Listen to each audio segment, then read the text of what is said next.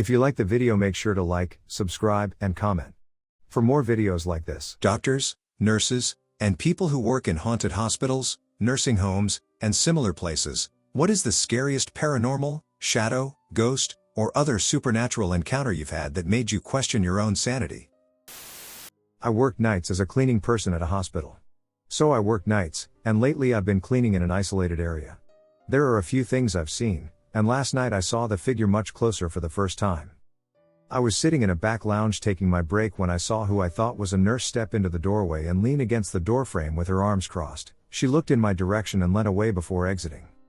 She was small and slender with short, light-colored hair and wearing scrubs, hence why I thought she was a nurse, yet when she walked away, she made no noise and wasn't there when I quickly jumped up to check the hallway. In other areas that close at night, I have heard someone call my name and seen shadows walking at the other end of hallways. Ghost in a nursing home. I have had a fascination with ghosts since I was a young child.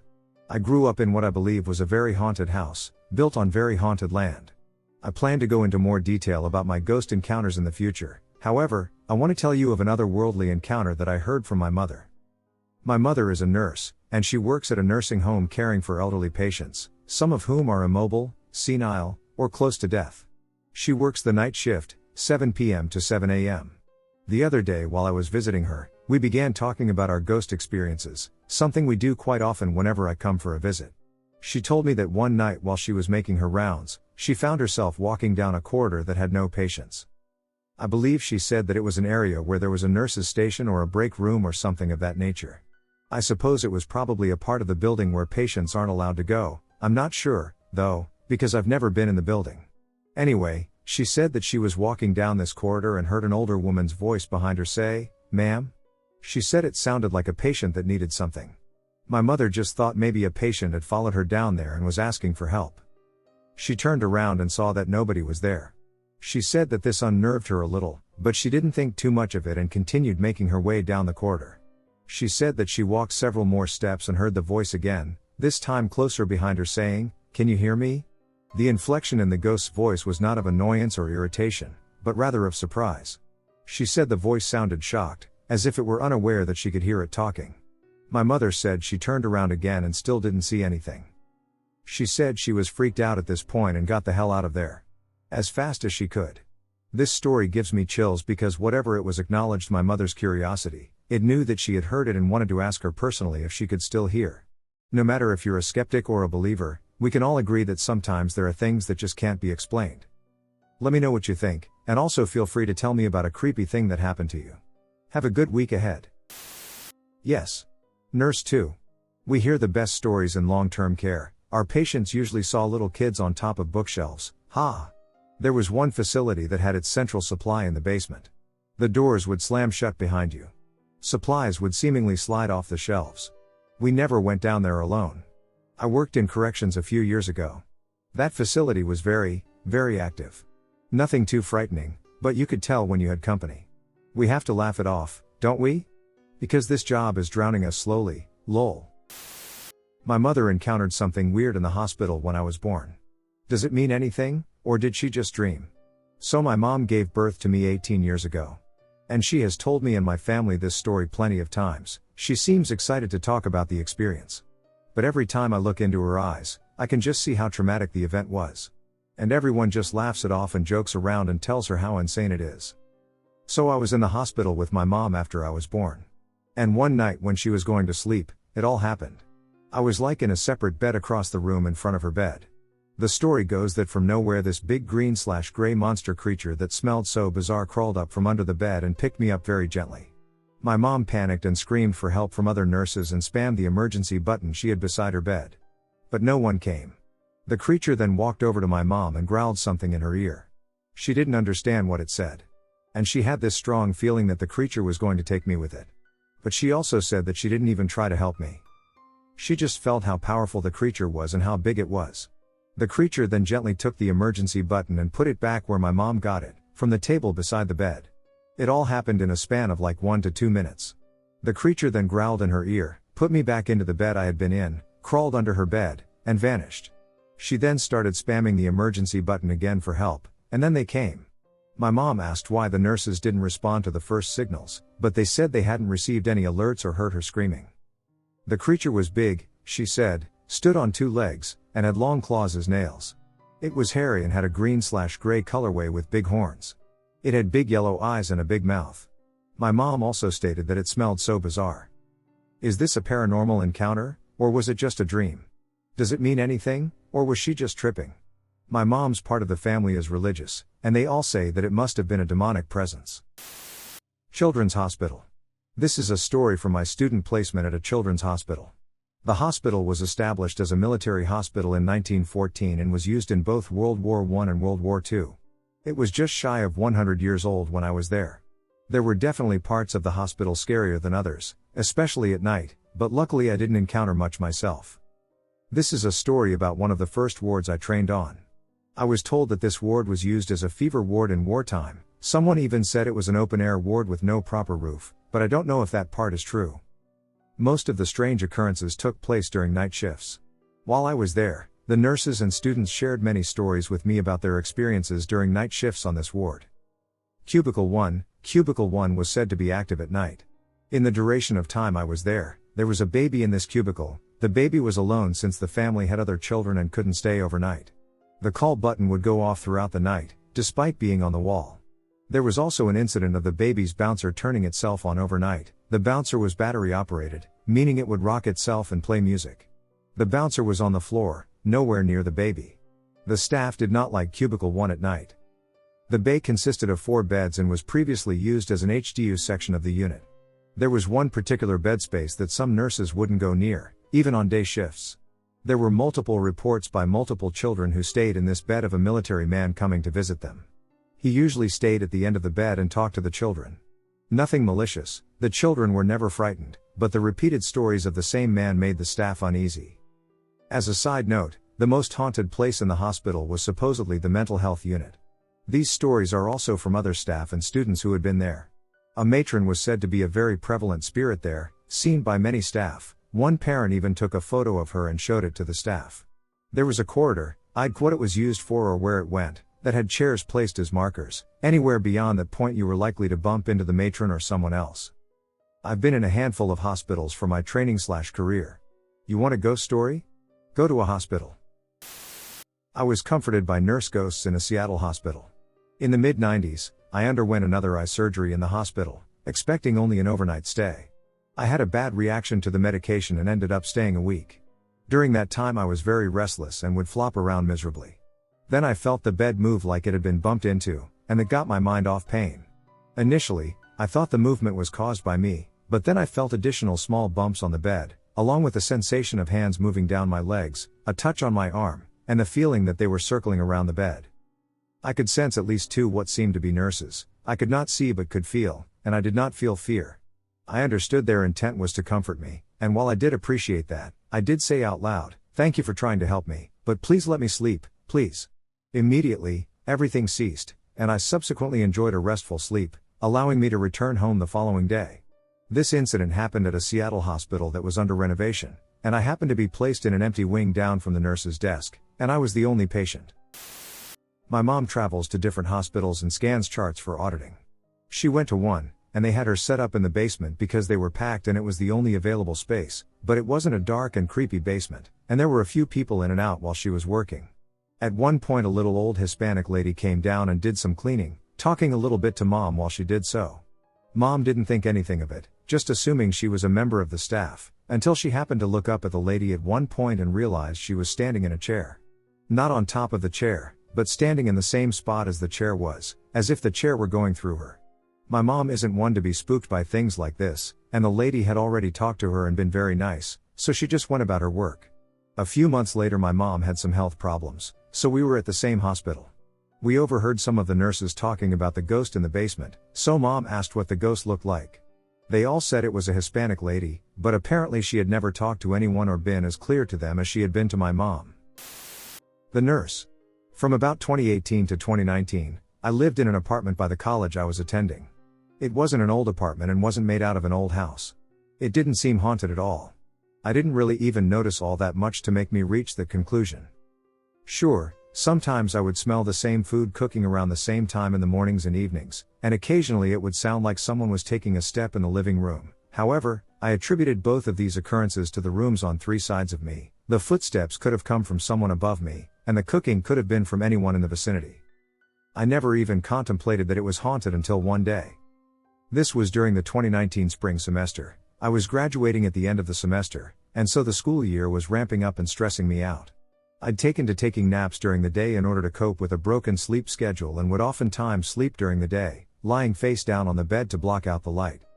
One Monday I'd taken a nap, class had either been cancelled or I'd decided to just skip it that day, and nothing seemed out of the ordinary. That was until I blinked blearily awake, with the concrete sensation that a hand was stroking my bangs, starting from the roots and running their fingers through to the tips. It felt nice to be honest, all except for the fact that I lived by myself in that apartment. As soon as I woke up enough to connect that something didn't feel right, I remember jumping up and yelling out in surprise, swearing in complete alarm. The sensation immediately went away, and I was left shaken and standing in the bedroom. I collect myself, go get supper, and try to figure out what has happened. Upon doing research, I discovered that an old cabin once stood in that spot, and before that, during a battle fought there in the Civil War, a tent had been placed nearby for the soldiers and nurses. I spent the next few months trying to figure out who it could have been and wanting to try to experience it again, but it never came. I have no idea what it was, and I've never experienced anything like it again. I just wonder who it was and why they seemed so interested in my well-being. In a way it was kind of nice, kind of sweet, and I have this weird desire to at least know who it was and what happened to them. Is that weird? It feels weird to me. Working at a nursing home during the night shift is a weird experience. So I had a weird experience back when I used to work in a nursing home. I was a CNA at this nursing home, and I worked nights. During nights there aren't that many staff, so we often cover each other's floors so we can have our lunches. I was covering someone else's hall, I was covering hall 2, and I typically worked on halls 5 and 4. And it started out smooth. I was just sitting there catching up on some charting, and all of a sudden the call light in one of the bathrooms goes off, and I look at it, and I'm confused because the bathroom that it was going off for had 2 rooms attached. One had someone who was bedridden in it, and the other room was empty at the time. However, I had to go check it out, obviously. Initially, I thought it might be a malfunction. However, when I went in there, I had to physically flip the switch of the bathroom call light, which rules out some sort of malfunction. I'm not going to lie, it freaked me out. The resident in the room attached to that bathroom could not have activated the call light because they were bedridden, and the other side of the room was empty. I've never been so glad to get back to my own hall. Nursing home stories. I'll start off by saying I'm a CNA, and I used to work at a shitty nursing home. I always worked a 3 p.m. to 11 p.m. shift. However, on one winter night, there was a storm. It wasn't too severe, but no one was arriving for the next shift, which was the 11 p.m. to 7 a.m. shift. So before the end of my shift, people were being mandated to stay, and I was one of them. It came to the end of the shift, I did my normal rounds and was about to start some cleaning duties. When my supervisor came up to me, he had told me I was switching places with another CNA. I was somewhat okay with this change. But whatever. There I was sent, too, and had one other can, like I said, shitty place, lol. So I had to do my rounds again to make sure my hall was all good. When I grabbed my clipboard, I had noticed a woman at the end of the hall. So I decided I'll just start at the end of the hall so I can check on this woman first. I had asked her if there was anything wrong and introduced myself. Her reply was only couldn't sleep. So I asked her if I could do anything, but she never responded. So I just started my rounds. As I came out of the first room, I realized she wasn't there anymore. So I decided to speed up on checking people to try and find this woman. About halfway down the hall, I was heading out of the room. And to my surprise, she was standing there in the doorway. I jumped back and slightly yelled from getting scared. Luckily I didn't disturb anyone. I began asking her where she was and where she wanted to go, thinking maybe after her little walk she'd be tired. She only answered with short answers, yes, no, and sure. I asked her where her room was, 134. Which wasn't on my side, and she was quite a bit far from the room. So I took her there, and the room was weirdly cold and empty. I asked if she was cold and tucked her in, and that was that. Later on, the other CNA and I were called in for the beginning of the shift's meeting. When the phone rang, it was room 134 asking for me.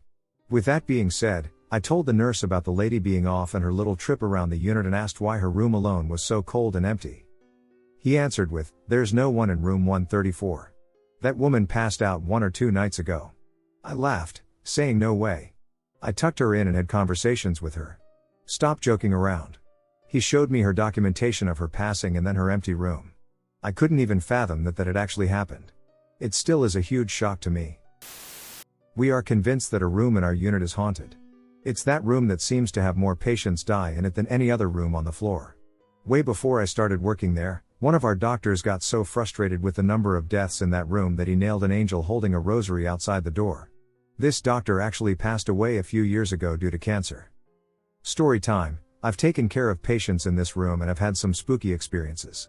There's a giant bathroom attached to this room that has a bathtub. This is an ICU room, so we obviously never use it, and it acts as a storage closet more than anything else. I've had multiple instances where I closed the door to the bathroom and left the patient's room, only to discover it was open again the next time I entered the room. I sit right outside the patient's room on my WOW chart, ensuring that no one else has entered. While providing patient care, I have heard loud thuds and bangs coming from inside the bathroom, but when I opened the door, I found that nothing had fallen and no one was inside. Apparently, there was a young pediatric patient in that room who kept talking about a doctor coming into her room at night to tell her she was going to be alright. No one knew who she was talking about. Eventually, when she got well enough to walk around the unit, she pointed to the picture of the doctor who had passed away and said that was her doctor who told her she was going to be okay. The old hospital. I've been an EMT going on 19 years. In those years I worked for many a different ambulance agency.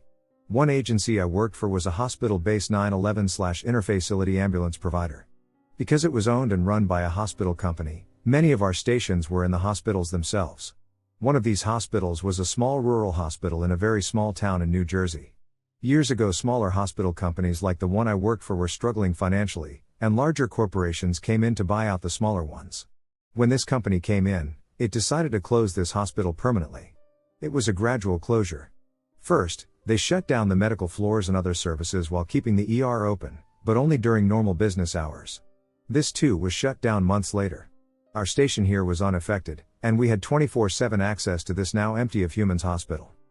While this wasn't a full-time station of mine, I did work out of there on a handful of occasions before they sold the building and moved the station elsewhere. Now imagine a hospital empty of anyone except one small office for an EMS crew. Everything was still in the hospital's rooms and offices. Just lacking us humans. It was creepy having this building once full of life and energy now silent and dormant. Anyways, I come in one morning, and the ambulance crew I would be relieving is out still. I get to the station around 4:45 a.m. for a 5 a.m. time clock in. It was my first time at this station, and like many other humans, I was curious about what this empty hospital was like. So since I had time, I started walking around the old hallways, silent and just admiring what the building once was. I walk into the old chapel, ICU, and other areas briskly to not forget I'm actually there to work soon. The EMS office was just located off the main entrance and waiting room. I'm walking back to this EMS office to punch in.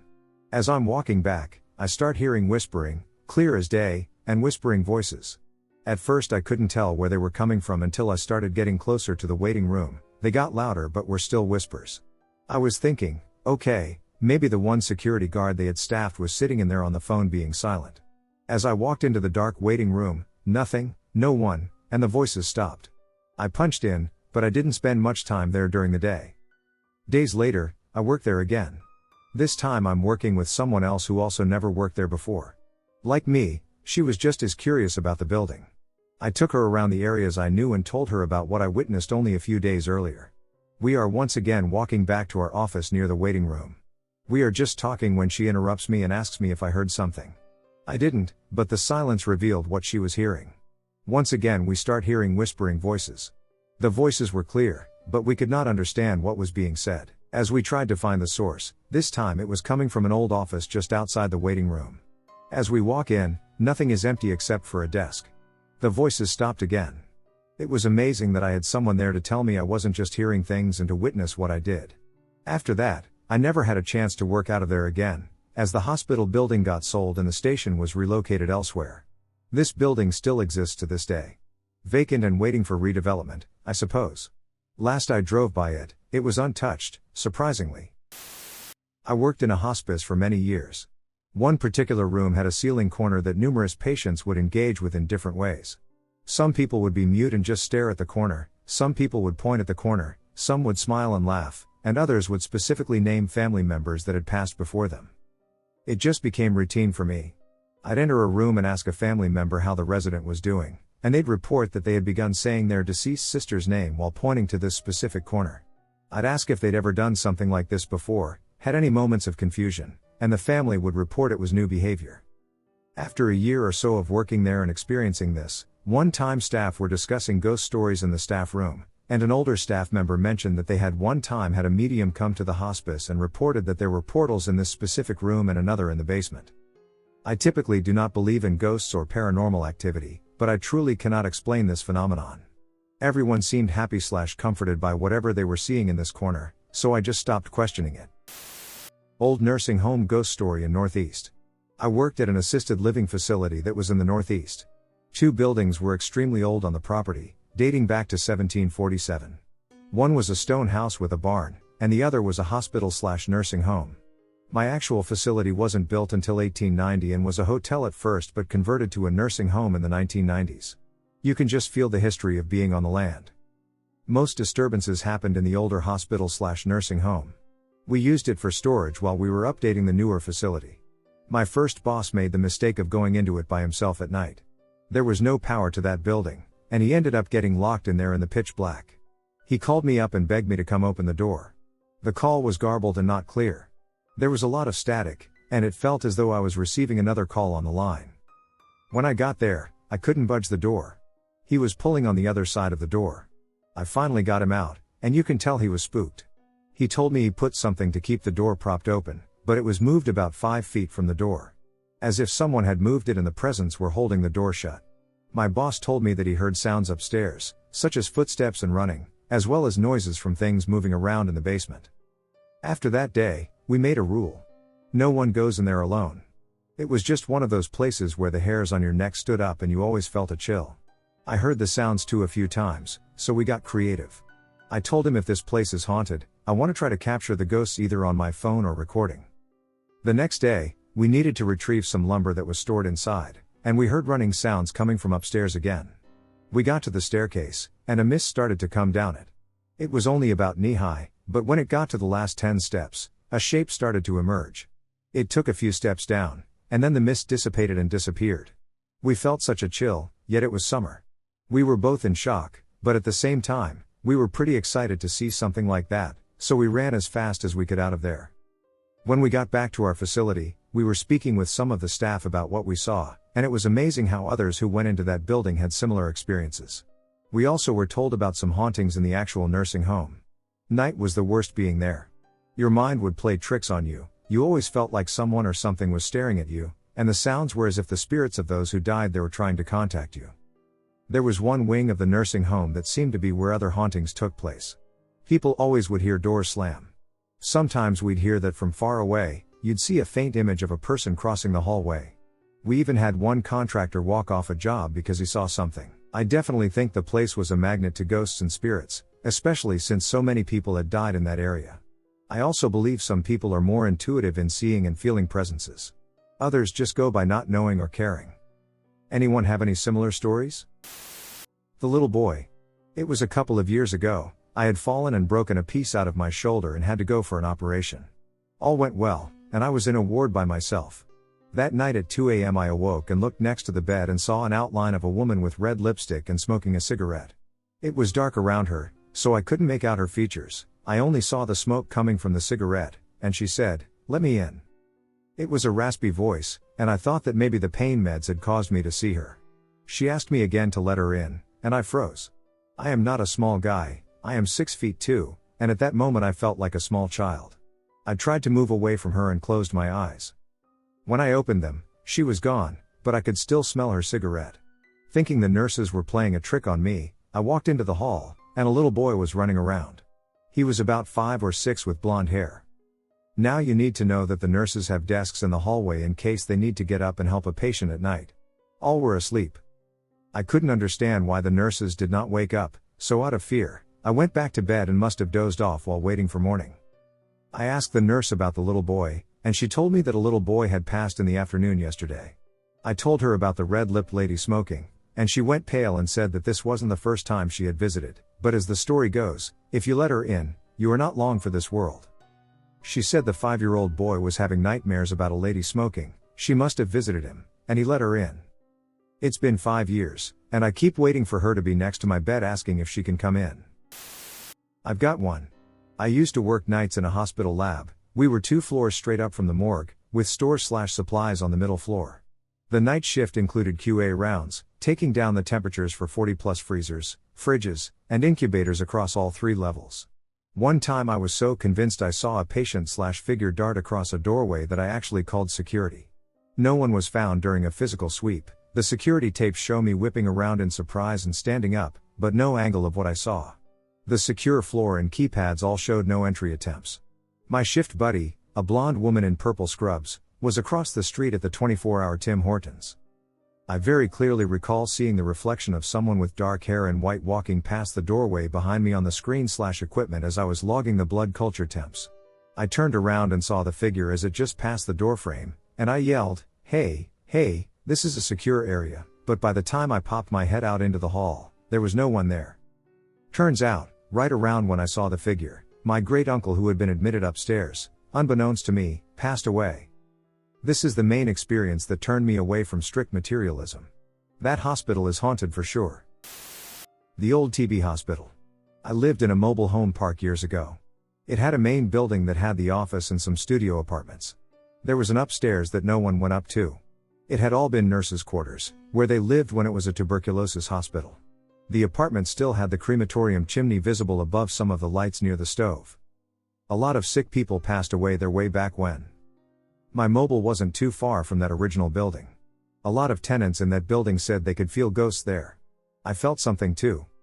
One night I was alone, and my lights were dim, the way I liked them at night. I was going in and out of my bedroom doing something. I was happy and calm. It was a nice fall night. Suddenly, I stopped at my bedroom doorway and noticed a goldish light at the beginning of the hallway. Like halfway up. It looked to be growing larger, slowly. I just stood there watching with amazement.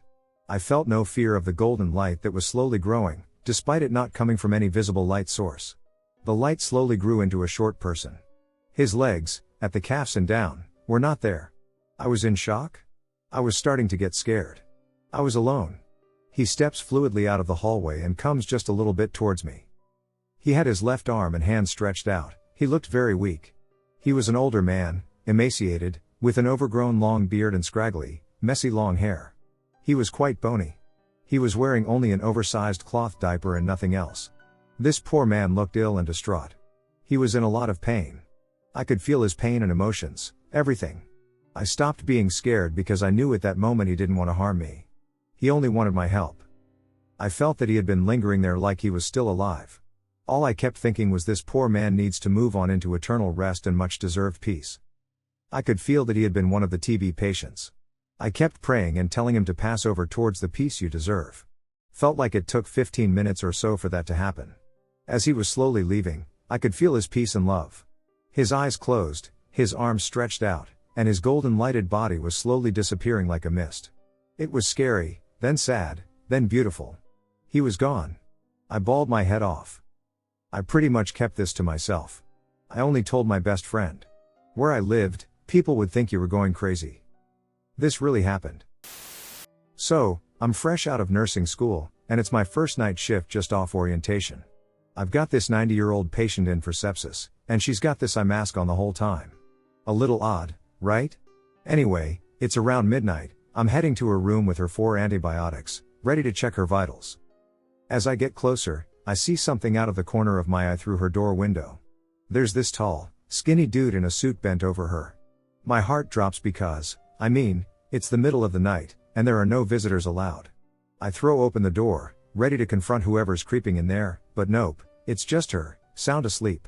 I'm thinking I must be seeing things, so I shrug it off, hang the fourth, take her vitals, and ask if she's good. She just mumbles, "Yeah, I'm fine," and goes back to sleep with her eye mask on. After I leave her room, I can't shake what I saw. I head to my charge nurse and tell her about the tall guy I thought I saw. She goes pale and asks if I'm sure it was that room. I confirm, and she tells me that just a couple of nights ago, this same lady was freaking out because every time she opened her eyes, she'd see a tall guy in a suit leaning over her. Instant chills, right? Fast forward to around 4 a.m.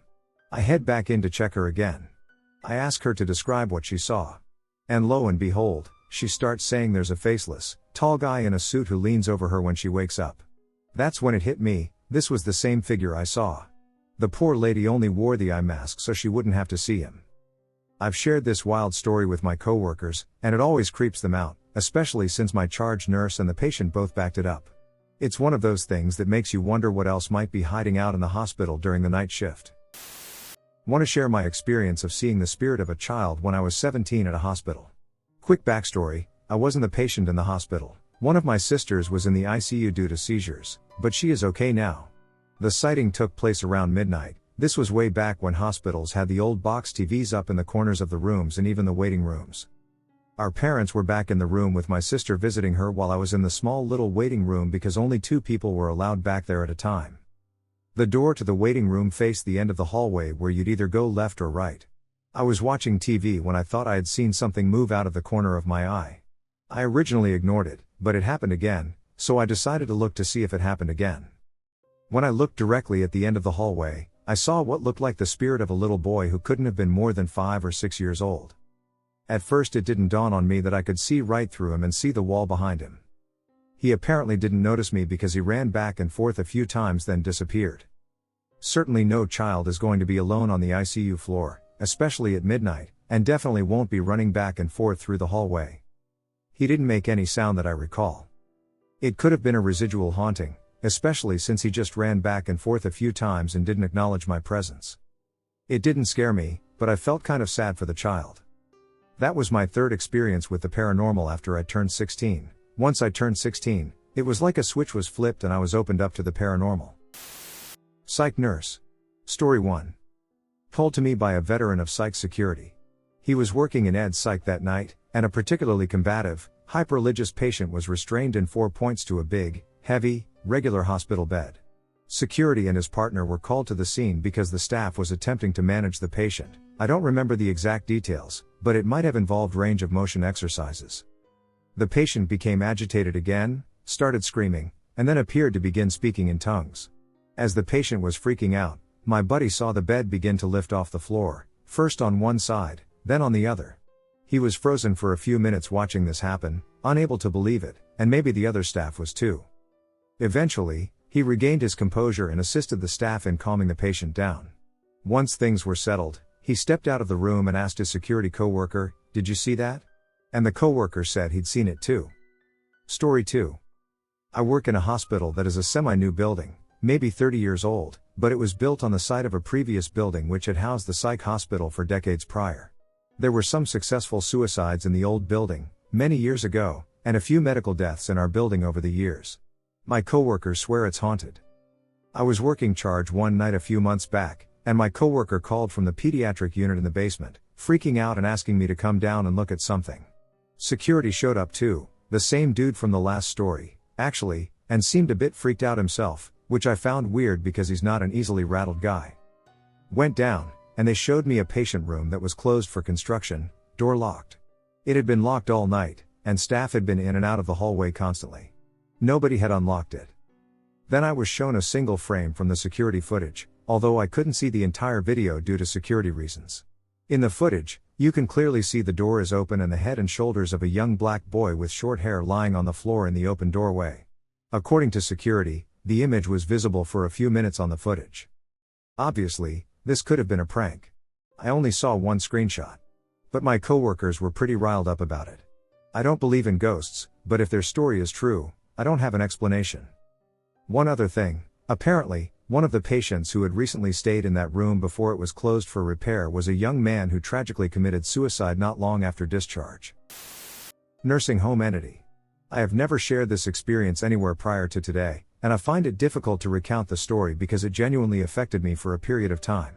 I expect to be called a liar, and I wouldn't believe it if I hadn't been there. I would have thought I was insane if I were the only one who saw it. I was working at a nursing home as a CNA on night shifts at the time. I had one other CNA as my partner and a nurse there, and those were the only other staff.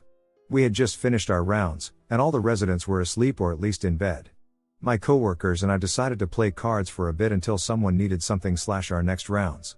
We set up in the dining room near the serving window, which had a heavy wooden door that latched shut. The lights in the kitchen were on, and the door was crooked on its hinges, so there was a gap at the bottom. I believed I observed a figure passing by and chuckled, assuming it was a resident with the munchies in search of a midnight snack, which occasionally occurred. I told my coworkers I was going to check it out. I went into the kitchen and there wasn't anyone there. I felt a pit in my stomach and walked around the counter and looked in the pantry but didn't see anyone. I shrugged it off, shut off the kitchen light, and as soon as the door swung shut behind me, we heard one huge loud bang, like a construction site or a huge clap of thunder, that loud. Against every instinct I had and out of concern for my residents, I carefully opened the door and turned the light on again. Every single door. That kitchen was open. Every cabinet, every drawer, the fridges, the ovens, the dishwasher, the microwave. Everything that could possibly be opened.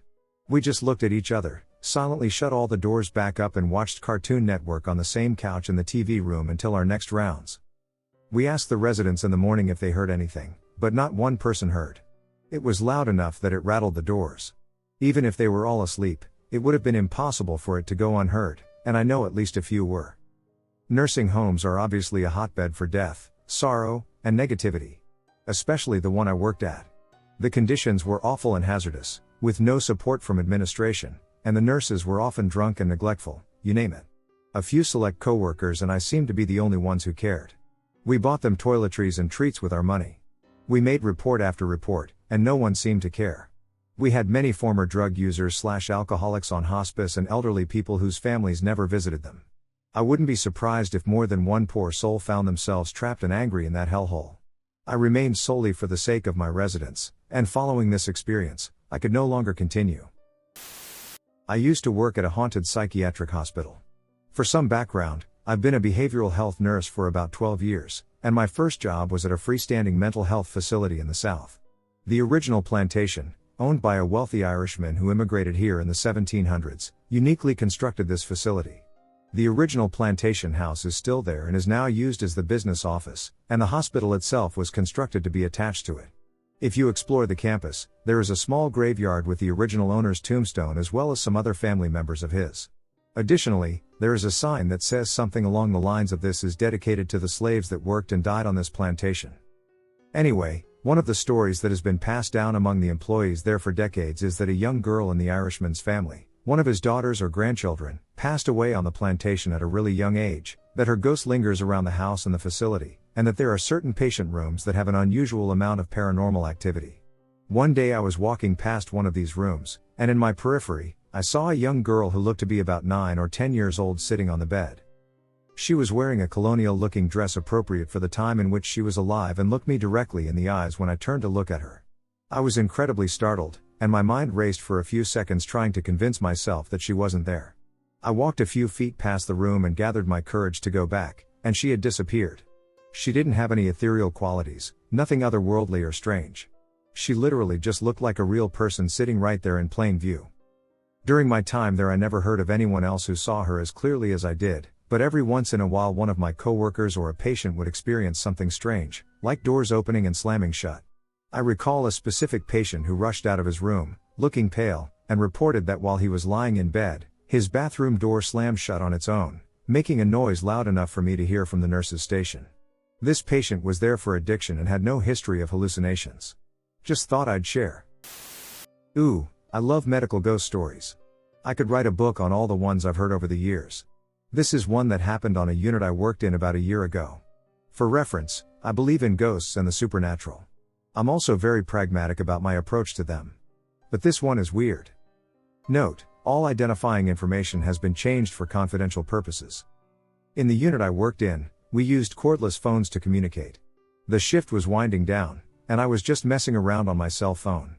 I get a call from the COVID unit. "Hey, it's Kim. Are you busy?"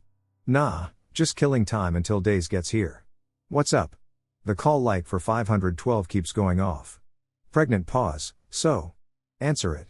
Whisper, "There's no one in 512. "Huh, that is weird." "Yeah, I'll come over and check it out." I tell my charge I'm leaving the floor because Kim is having a call light issue in COVID. I always hated working the COVID unit because of its location. You had to walk down an empty hallway, and it felt like a world away. Usually, it's only staffed by a nurse plus one, nurse or nurse aide, furthering the feeling of isolation. I get to the unit and have them show me to the room. Kim and her aide, who is also an equally scared young woman in her late teens or early 20s, are present. I tell them to stay with me in case something happens. We've had people sneak into the hospital at night and steal things. I wasn't about to get attacked so close to the end of my shift. I walk into the room, with Kim and the aide hovering at the door. Kim reaches in and shuts the call light off from the unit on the wall by the door. The room looks like it hasn't been touched recently. It still looks cleaned by EVS. I turn all the lights on and loudly announce my presence. I say I don't want to harm anyone or be harmed, but if there's someone here, show yourself. I say this as I'm turning on lights, checking the bathroom, closets, etc. I get to the foot of the bed, and the call light goes off. I stare at it lying on the bed. Pull it out of the wall. I heard Kim exclaim behind me. So I do and lay the cord on the bed, shutting off the call light from the wall by the bed. It goes off again, Kim and aide squeal, and run away. So much for backup. I walk out of the room and close the door. I walk to the desk. Call maintenance and tell them you have a faulty light. Tell Days about it so they don't freak out. And I walk back to my unit. The next day, the unit is being staffed by Janice and Jordan. Both are really smart and experienced nurses. Janice was my preceptor and has a very no-nonsense attitude, which is why I like her. She and Jordan were working in separate rooms, and staff emergency RM 512 rings on Janice's phone. Our locator badges had a single button on them. I called them crisis buttons. You hit them, and everyone's phone lights up, basically an all-come alert. Janice runs into 512, no one's there. But through the wall, she hears Jordan working in 511. She walks into 511, where she finds Jordan in the middle of a medication pass. Were you in 512? No, I've been in here for the past 10 minutes. Janice explains to her about the staff emergency alert, but they chalk it up to the faulty call light situation. Later, Jordan is sitting at the desk, charting and chatting with the charge nurse. Her phone rings, but the caller ID is a jumbled mess of letters and numbers. Before she can answer it, it stops ringing. She calls the number back, and it rings on the desk phone that is sitting just out of her reach. She tells Janice about it, and Janice says, "Wait. Henry died in the room last week." In relaying this story, Janice told me she had enough of this BS and stormed into the room. "Henry, I understand you're trying to go home. If you follow me, I can lead you out." She walked out of the room and to the nearby stairwell, held the door open for a couple of minutes, and walked back to the desk. And there wasn't a problem afterward. I'm a believer that spirits, at least the non-violent ones, are simply trying to complete a task. When that task is done, they leave. I thought about it later when telling Kim this second part that Henry just needed help leaving. And what do we tell our patients to do when they need our help? Press their call light. My husband briefly worked as a maintenance engineer in a nursing home with a long and storied history. The home used to be a manor house, then was a convent, then a religious boarding school, and the nursing home is now its latest incarnation. Although he only worked there for approximately 4 months, in that time he had doors open in empty rooms and elevators that would move with no one in or near them, including one instance where the elevator pinged and the doors opened, closed, and then opened again like someone was in there pressing the door buttons, and he would just generally get really creeped out and feel like he was being watched a lot of the time when he was in vacant areas of the building that were still being renovated. He also said the nurses and care workers all had stories about a woman in a dark dress, possibly a nun, who would visit the residents' rooms, and the owner of the building told him of how he had decided to spend the night once before it had any residents, and the door to his room opened all the way without any reason, no open windows to cause drafts, and these are heavy fire doors. He was so frightened that he fled the premises at night and has since declined to sleep there. We did some research into the building, and we found a lot of stories from when it was a religious boarding school. It seems to have been an unhappy place with lots of bad memories for the people who attended it.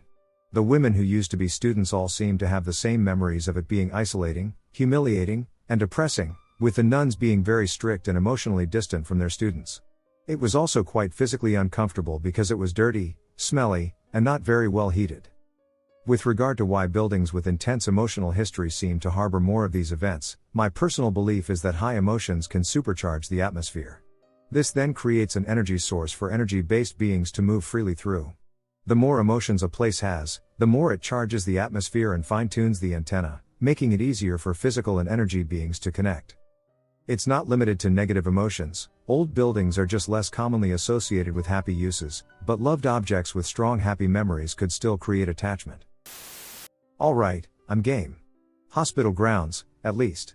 I was a freshman in medical school, and it was weather much like this weekend, a dreary night in November. Death was on my mind. I'd lost one grandparent the day before I started anatomy, and the other, my last remaining one, was in hospice care. It was about 2200, dark, and quiet. I walked out of the anatomy building and into the parking lot, which was and is always poorly lit. To give a layout of where I am and what I can see at this point, the building I just left is at my left. To the right is a line of trees, a few small hills, and then a road with traffic, whose view is blocked by the tree line and the hills. There's an access road just to the rear of the building, but it's deserted since it's a maintenance road. Directly in front is an open field. Behind it is open ground for at least a quarter mile since the coroner's office is back there. Out in that field I see a yellow light swaying back and forth like someone carrying a candlelit lantern. Not headlights, since there's only one. Color is unlike any headlight I've ever seen. Even the oldest and weakest bulbs put out whiter light than this, and it doesn't sway back and forth. It persisted for about a minute, then vanished as cleanly as someone snuffing out a light. So I'm somewhat freaked out, as you might expect. Head home and figure out in the light of day what that was with some rational explanation.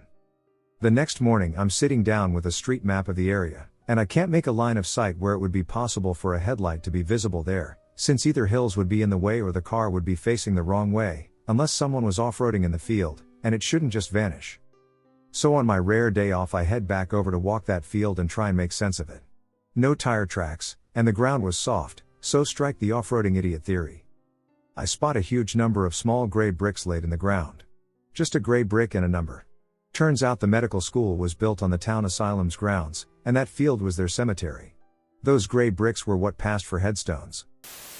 Elma, at the end of the hall, I encountered a spirit at a nursing home. It was the middle of summer in West Virginia, where every day felt humid, even in the evenings. My family and I were visiting my grandpa at the nursing home after his stroke. I was at first scared to go in and see my grandpa, but we brought my cousin along, which made me feel brave enough to go in.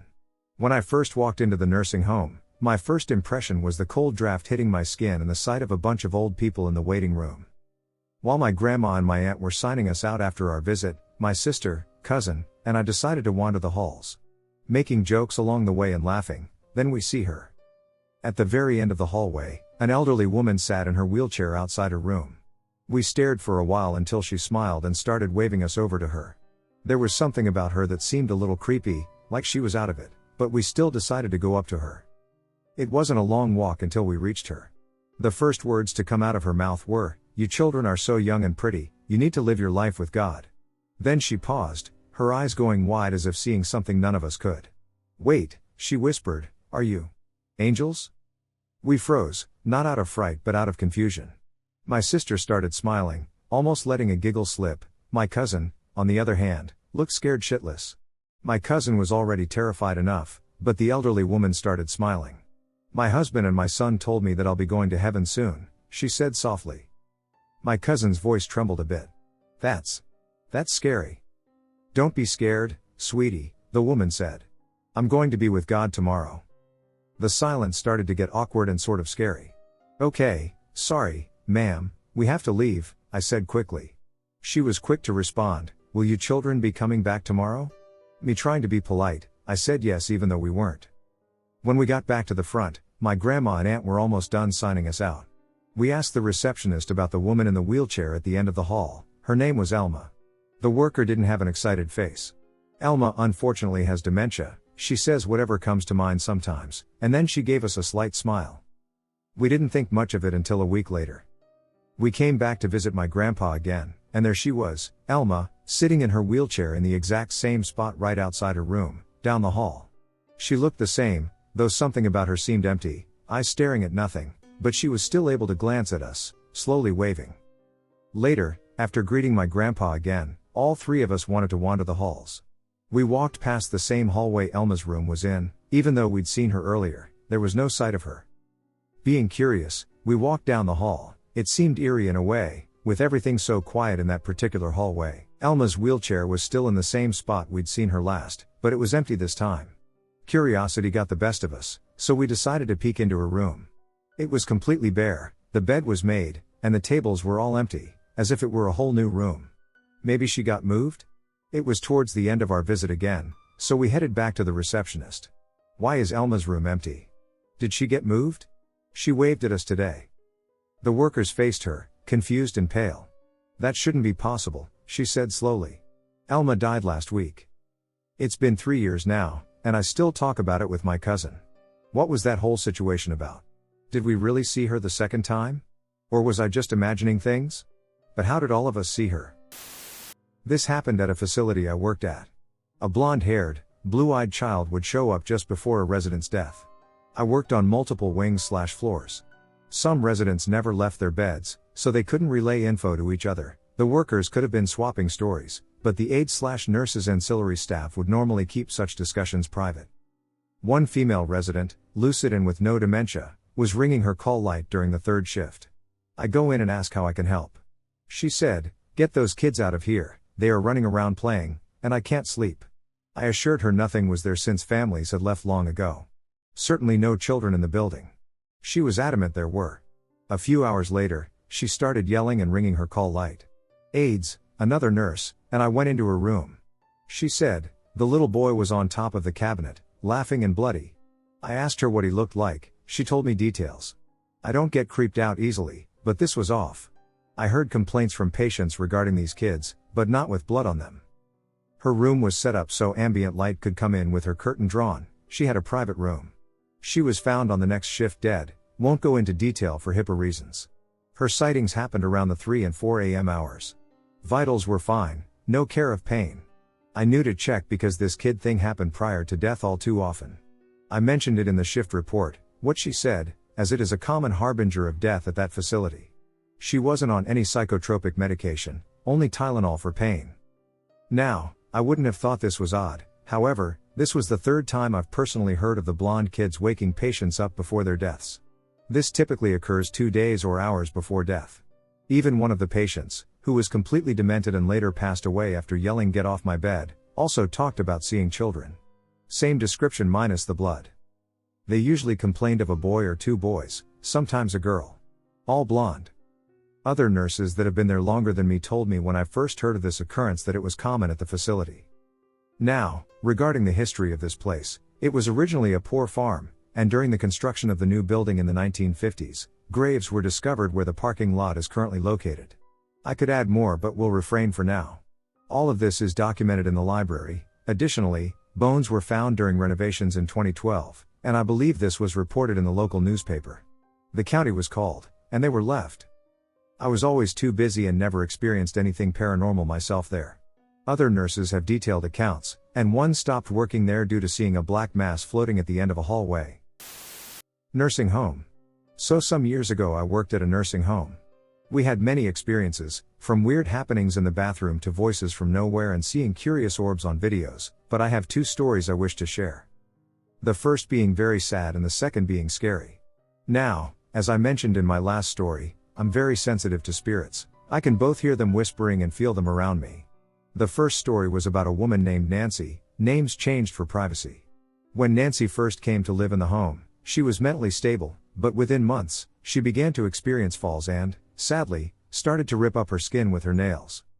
As she was nearing the end of her life, I often felt something tugging at my hair while I was in bed, which prompted me to check on Nancy.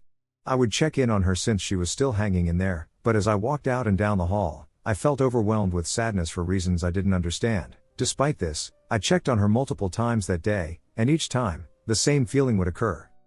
I checked on her one last time around dinner time, and she was still with us, but shortly after dinner, my partner checked on her with me, and she was gone. To this day, I don't know if a loved one was guiding me or if she simply wanted someone present so that her soul could connect with mine, but I do know she was finally at peace. Now for the second story I have for you. We had a man come to the home, and as I looked at him, I knew I didn't like him. At first I couldn't tell you why I didn't like him, I just felt something was off about him. Now, on Bob's, a fake name for privacy, first day with us, he seemed fine, with no outburst or strange behavior, but that changed the very next day. That morning, my partner and I came to help him get ready for the day, but he decided he would rather fight us, making it a long morning. At lunch, I saw a resident in the feeding room. Bob was also there, unable to feed himself and refusing help. Suddenly, while I was positioned behind another resident across from him, likely attending to something or checking who else required assistance, he hurled his soup at us, and shortly thereafter, he was escorted away. Before I write this next part, I should explain that all residents have their pictures taken and displayed in front of the room to help them identify where they stay. Now as dinner time approached, I finished helping a gentleman who wanted to eat in bed but needed help, and as I walked past Bob's room, something about Bob's picture caught my eye. It took me a minute, but then I saw it in the background, a shadow figure moving behind Bob. I quickly called my partner and other coworkers to show them the picture, and I finally understood why I didn't like Bob. The shadow figure attached to him clearly meant harm. A few weeks later we learned Bob had died while out. Everyone thinks death was following him, but with us working with death every day, I knew that wasn't it because death is far more peaceful. To be honest, I'm fairly certain that the shadow figure was a demon. Thank you for listening. My mother told me an interesting story about a hospital she worked in while she lived in England. I'll summarize what I can remember. There was a young nurse in the neonatal unit who had night shifts and had to feed the little ones. She was so tired one night that she fell asleep while feeding a baby. And it choked to death. She couldn't forgive herself and soon after ended herself. My mother is a morning person and can't function very well at night. Nevertheless, she had to do night shifts as part of her residency. She too was rocking an infant, or feeding it. Both? And had a terrible time staying awake, eventually falling asleep in her chair. She felt a sharp tap on her shoulder. It jolted her right back awake. Didn't fall asleep again for the rest of the night. Apparently, she asked around, and other night nurses had had the same thing happen to them in that room. Whenever they were in danger of passing out while caring for an infant, someone would tap them on the shoulder and wake them right up. They were all dead set that it was the ghost of the nurse who had ended herself, stopping future nurses from making her mistake.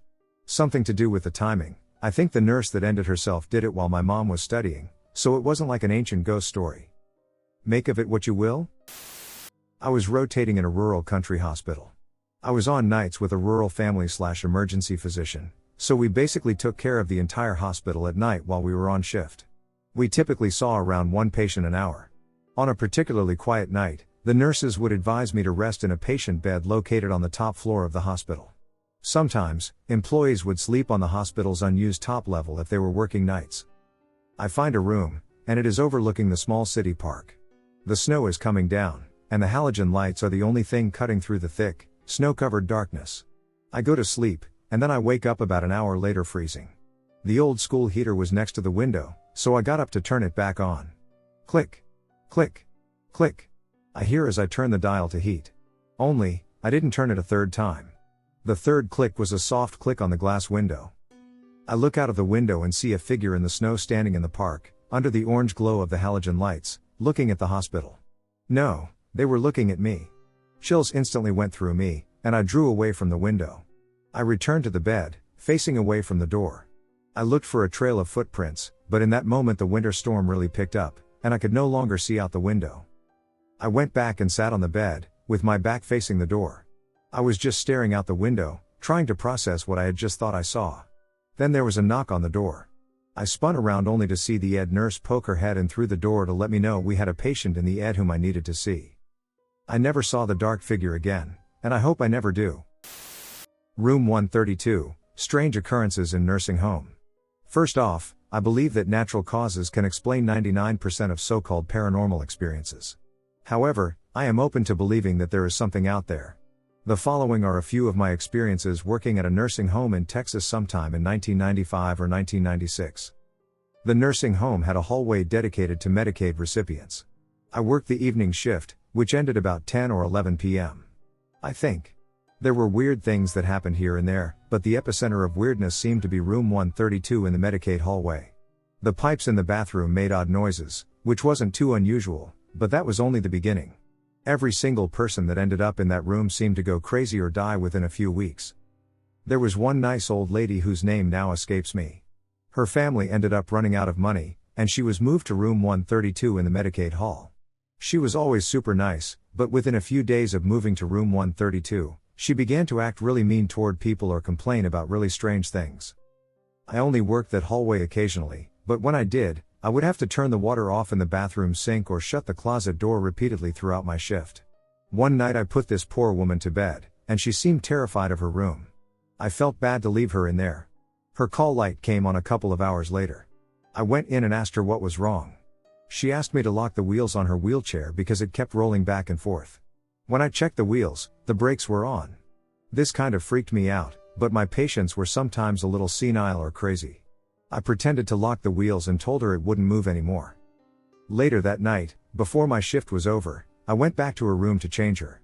Her closet door was open, the bathroom door was open, and the wheelchair was in a different place in the room than where I left it with the wheels still locked. I was really flipping out at this point but trying to stay calm. I was the only person in that hallway all night, and the brakes on that wheelchair were tight. Also, this woman absolutely could not get up without my help. Even then it was a chore. I changed her as quickly as I could. This woke her up. She said she was having nightmares. I kept feeling like there was something standing by the curtains in her room staring me down. I didn't see a thing, but I kept seeing movement out of the corner of my eye. I got out of there as quickly as I could, but I felt really sorry for her. She was stuck in there. This person died a couple of weeks later, and I left the job shortly thereafter. Also, if any of you have ever worked in nursing homes or hospitals, you may have experienced the rule of 3, as I call it. When one person died, we all knew that 2 more people would die within 3 days. They always died in threes. We could go several weeks without a death and then, bam, 3 in 1 week. There were also a few positive experiences. A few people who passed away did so very peacefully, and it felt almost as if you could sense their presence leaving the room. A beloved woman among all the nurse aides fell gravely ill and spent an entire weekend on the brink of death. When she was conscious, she would tell us not to worry about her because the man with the beard was taking care of her. When we asked her where this man was, she said he sits on the window. The windows were low and had a ledge you could sit on. Maybe she was just delusional, but every time I went in her room that weekend, it seemed bright and peaceful, even at night. She died shortly thereafter, and the room seemed normal again after that. Maybe all of these things have natural causes, but if anyone listening to this has felt something like an overbearing presence in a room radiating fear and malice, then you know the feeling I had that night in that room. It was like there were 3 of us in there. I used to work in a hospital that was once a workhouse. I was a PA, as the building only had day surgery and admin at that stage, but in the past it had been a proper hospital and in wartime had been a troop hospital possibly for Asian soldiers. I don't really recall. Other people told me that the cleaners would have stories of eerie things on the back stairs, which were only used by staff, but I never heard an actual story. My experience was strange in that I totally wasn't expecting it. I didn't feel creeped out or anything. I'd gone up to what had once been the hospital canteen and was now just a big room with tables, vending machines that were out of use, and an old TV in a corner. I'd gone up because our water cooler was broken, I think. As I walked back toward the double doors, I glanced up at the TV, the big, old brown school kind, not that it's especially relevant, and as I did, I saw a nurse standing in the middle of the room, reflected in the screen. I was already half out the door at this point and stopped and went back to look again, knowing I was alone in the room and that there was nowhere to go. There was nobody there. Even if there had been, she wasn't wearing the right uniform.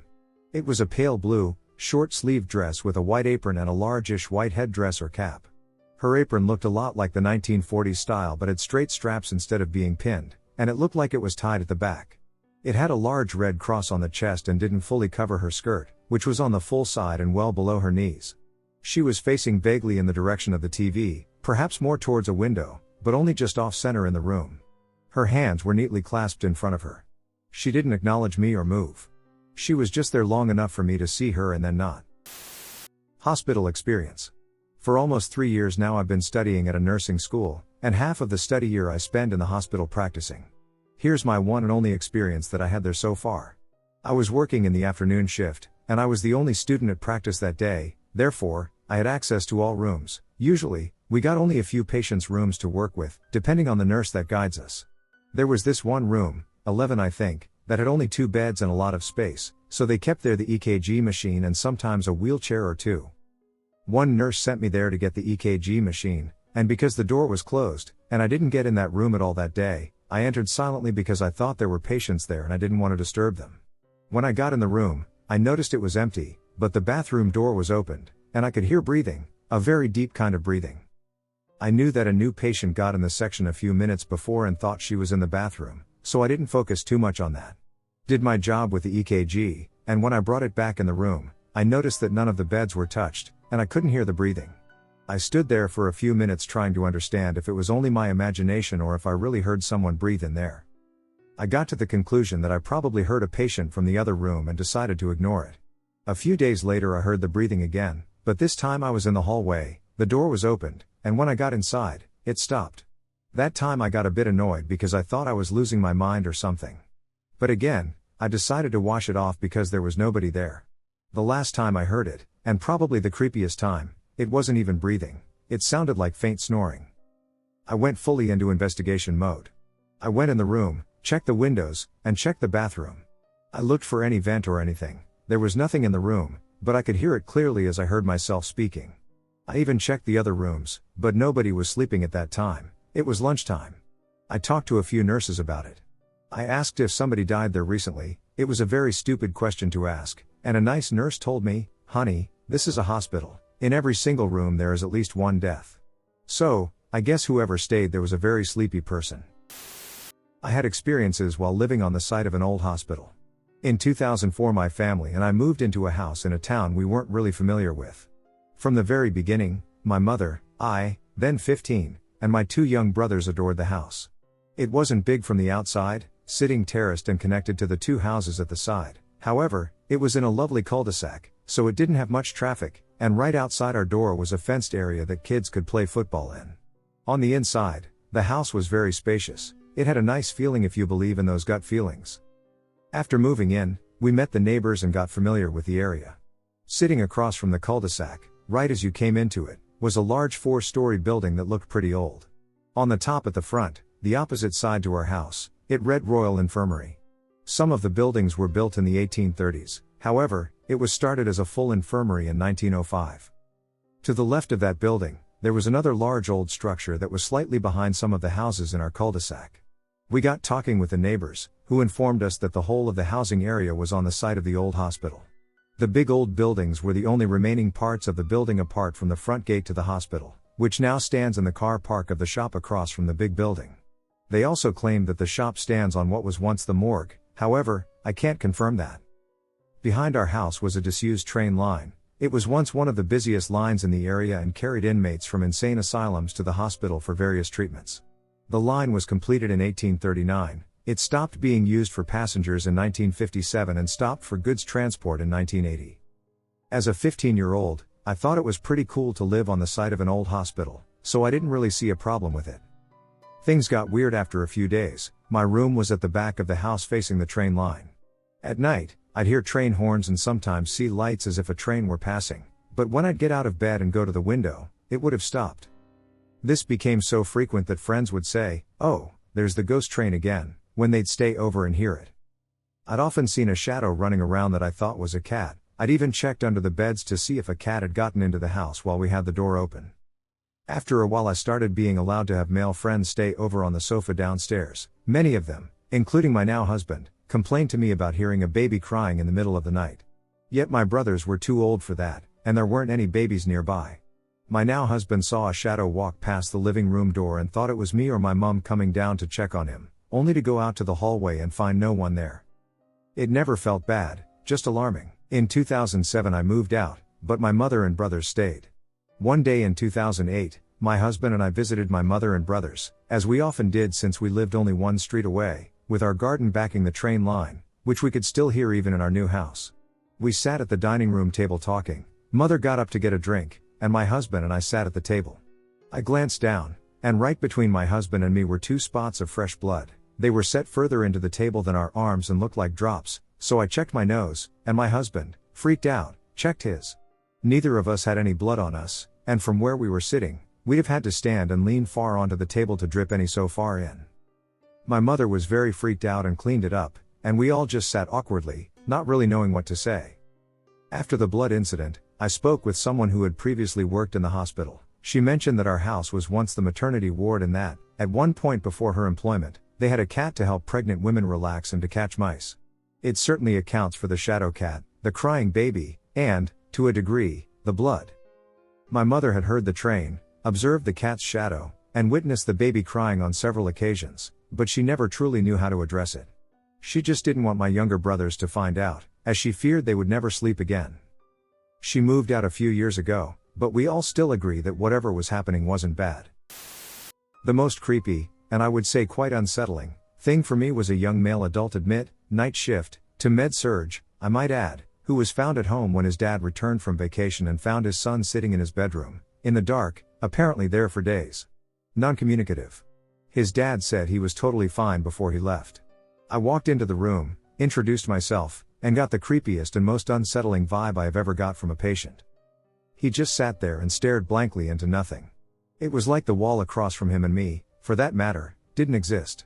I said, "I'm just going to check your vital signs, okay?" He didn't flinch, blink, or move. I mean nothing. I'm getting creeped out as I write this. I asked him if he was in any pain, the usual. Not one single response. I typically avoid turning my back to a patient in specific scenarios, if I do so at all, but I turned around to place the Dynamap in the corner when I suddenly felt the hairs on the back of my neck prick up and a wave of cold wash over me. I didn't think much of it at first, but when I turned around, he was standing right behind me. Staring. I asked him if he was okay, and he just stared right through me. Just standing there. I have never felt threatened by a patient and didn't by him, either. I seriously just felt freaked out. I started moving to the side of him to leave the room. I was taking sideways steps. I called psych straight away to get to the floor. Don't even ask me how this patient got from the ED to our unit without intervention, because when he was moved to a more appropriate unit a few hours later, I put that right at the back of my mind, but I struggled to sleep when I got home that morning. I can actually still see his eyes. Nothing there. So, adding a few strange occurrences and the usual ghost stories told on nights, hands down that was the biggest thing for me. Care home. I work in a care home in the UK and work nights. I thought I'd share a few of the ghostly things I've seen and heard because the spirits at work seem to love to scare me senseless. I used to work evenings. It started with just footsteps behind me, particularly when I was on my own. Then they started scratching my head and tapping it. I then changed to night shifts, and certain spirits started popping up that all the night staff have seen. One night about a year ago I was walking down a staircase, and to my right is a corridor that leads to a dead end. I looked down the corridor, and I saw a figure. She was almost glowing, she was so white she had no face and very straggly hair. She was peeping out of a doorway of a bathroom, I could only see her head and upper body. Although she had no face, it felt like she was watching me. I turned to call for my coworker, but when I glanced back, she was gone. She doesn't bother me too much, she seems like a nice spirit, and I've never worried about seeing her again, and I haven't. Another spirit is what staff call the shadow man. He lurks behind people and in corners. He only gets very close to one staff member, who I regularly work with.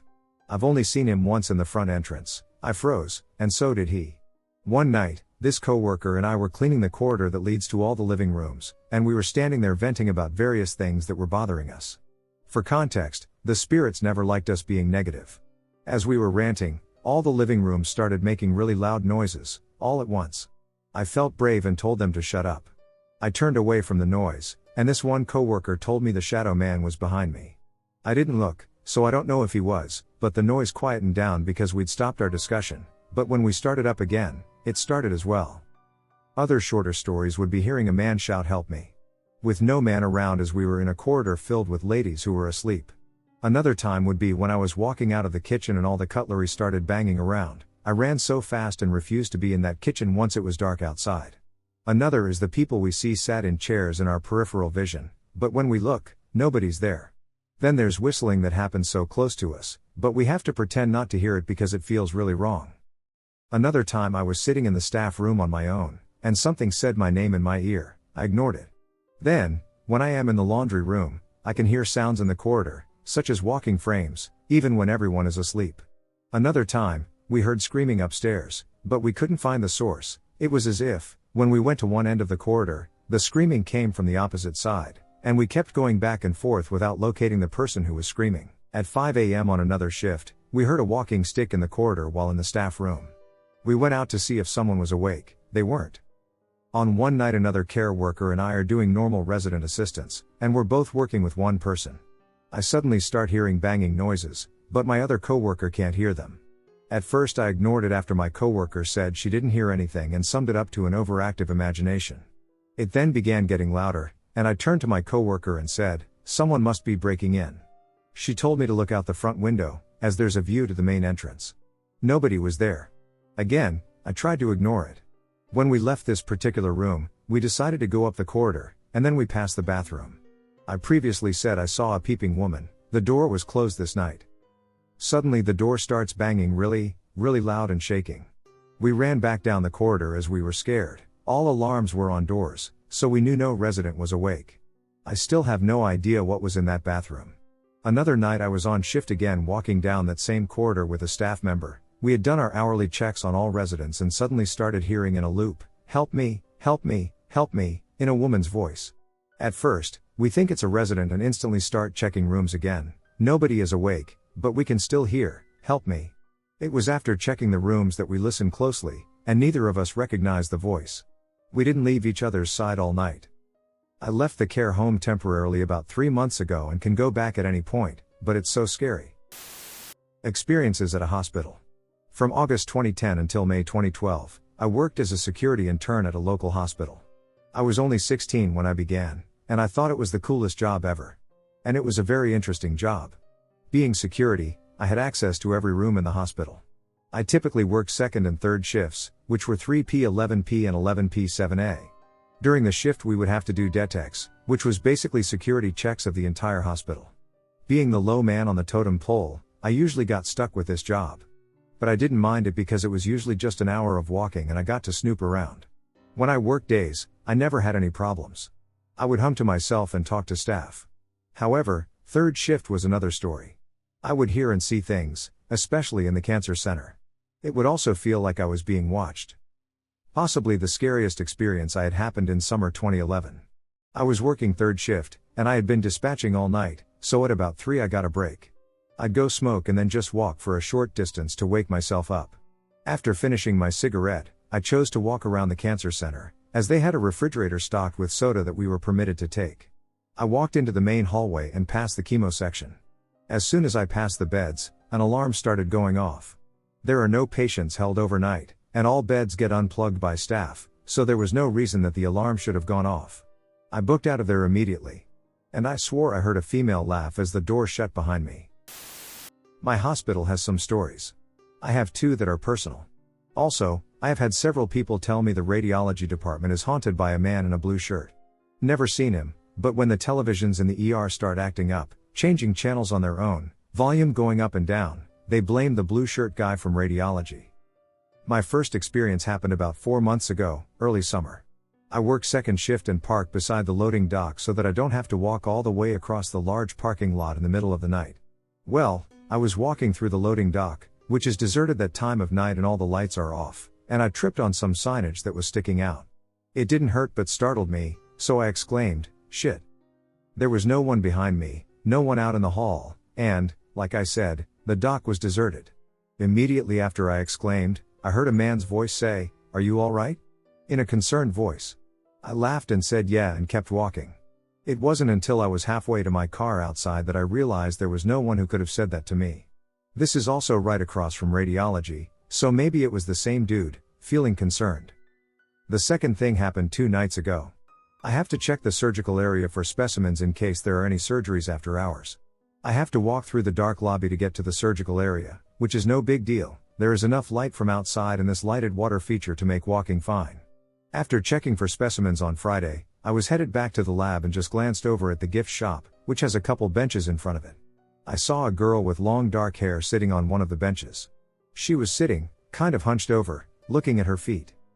It took a heartbeat for my brain to realize I had seen this, so I had turned away from the gift shop when I realized it. I immediately looked back, and there was nothing there. I even walked back a few paces and looked all around to see if it was something that could have tricked my mind into making this shape, but there was literally nothing.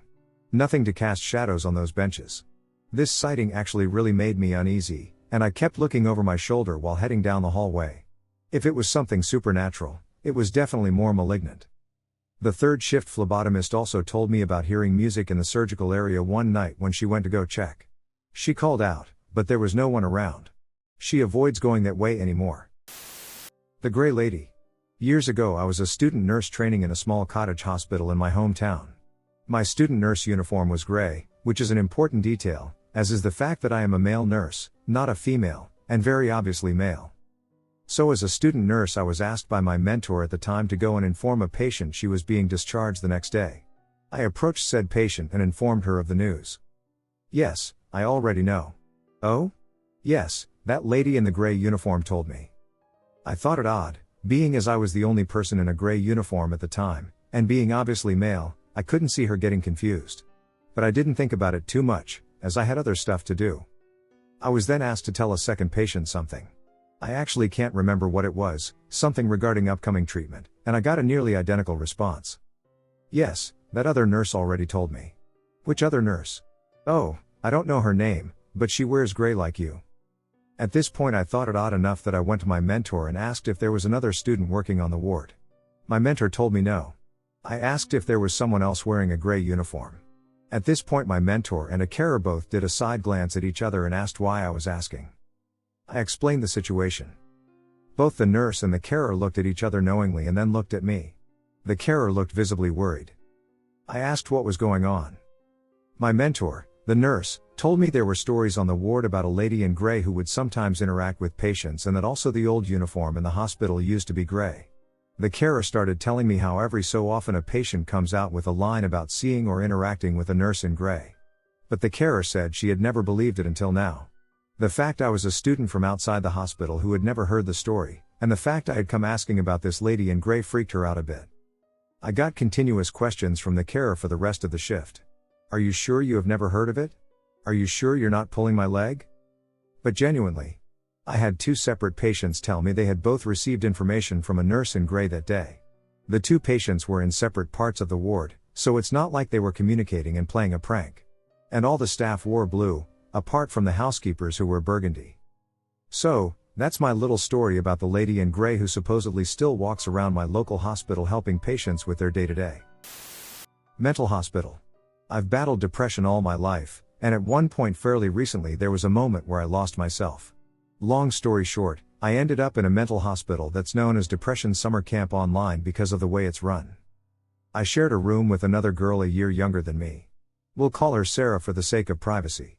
Sarah and I got along famously, and there were never any issues there. However, she would always tease me for talking in my sleep. Ladies and gents, I've been on this earth for some 16 odd years, and I have never in my life sleep talked before in my life. I asked her what sort of things I said for her to tell me that they were normally incoherent mutters. I thought that maybe she had misheard my snoring or experienced auditory hallucinations, as I was not familiar with her mental health situation. She left the hospital after a week or so, and I got a new roommate whom we can call Liz. Funnily enough, Liz also said I would talk in my sleep, but that's not the weird part. The unusual occurrence would be what transpired on the 10th day of my hospital stay. I'd grown accustomed to the staff walking into the room at night to check who was awake and who was asleep, but they stopped coming into the rooms at about midnight each night so they didn't disturb anyone who was actually sleeping. They shone flashlights in your face to see if you were awake so they could adjust your meds. That night, I had fallen asleep around 7 or so because I was on new medication that made me drowsy. I woke up to a tap on my shoulder. From a quick glance at my little alarm clock I kept near my bed, I could see that it was around 2 a.m. I looked up, expecting to see the silhouette of my roommate or hospital staff in the moonlight, but found nothing. I brushed off the encounter and went to go back to sleep. That's when I heard the motion-activated sink go off in the bathroom. I had assumed it was Liz, but my imagination got the better of me, and I flipped over to check. She was sound asleep in her bed. It could have been some sort of glitch or something, so I tried not to freak myself out. I grabbed my book from off the nightstand and got to reading by the dim moonlight, trying to calm my nerves. Then, I saw it. Out of the corner of my eye I spotted movement across the room that drew my attention. A tall shadow figure was walking across the room from the window to the door. It was tall but not abnormally, just maybe like 6 feet or so. It was pressed against the wall in such a way that it appeared two-dimensional. I started freaking out but kept cool on the outside as I watched it. It turned to me for a moment and waved at me upon seeing that I was staring at it. If not for the lack of a flashlight and the time, I could have assumed it was a staff member checking in. Needless to say, I threw the covers over my head like I used to as a child and forced myself to go back to sleep. I didn't mention the encounter to anyone since they'd probably brush it off as a side effect of one of my medications, which in all fairness it may have been. On my way out of the hospital 4 days later, I saw a little patch of blocked off grass beyond the fence that kept us in the yard. When I asked my mom about it, she told me it was a graveyard that was there when the hospital was being built. Out of respect for those who lay there, they kept it around but blocked it off and sealed it away. Can I just say, I don't know who in their right mind puts a bunch of hallucinating teenagers right outside of a cemetery, but all I know is that it was there. I can't tell you for sure if what I saw that night was real, but what I do know is none of the staff would have believed me anyway. I think something came home with me. I work security in an old hospital that is most definitely haunted, moving janitorial cart. I think one of the residing spirits attached itself and followed me home. I usually do my patrols towards the middle of my shift, 2 to 3, just to give myself the halfway feeling. My patrols include the closed wings of the hospital, the floors above the ground and first floors, which are the only ones open, the parking garage, and the historic building. The historic building is from minor times, one of the first hospitals built in the state. Think we're waiting for it to collapse age. Lots and lots of history. Also, lots and lots of unsettling feelings. Last night, while conducting my patrol in the historic building and checking doorknobs and handles to ensure they were securely locked, I experienced an unsettling sensation in the back of my mind, as if I were being observed. Not the first time. But this time it's different. The feeling lingered, even when returning to the security office and doing my nightly checks in the ER and ICU. Even when I left to go home, the feeling was there. I got home, changed out of my uniform, and just kind of lounged in bed. I'm alone, except for my dog, as my BF was at work.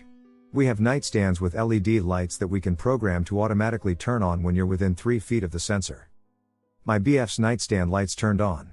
The lights on the opposite side of the bed from me turned on. My dog is lying on her little cot bed at the foot of the bed, but she's staring at the nightstand with her ears on. For those who own shepherd dogs, you're probably familiar with how they usually keep their ears down unless they're focused on something. The feeling is still there. I'm spooked. So I get up and go into the living room to play on my Xbox and make some noise. My dog is a Velcro dog, but she didn't follow me. Odd.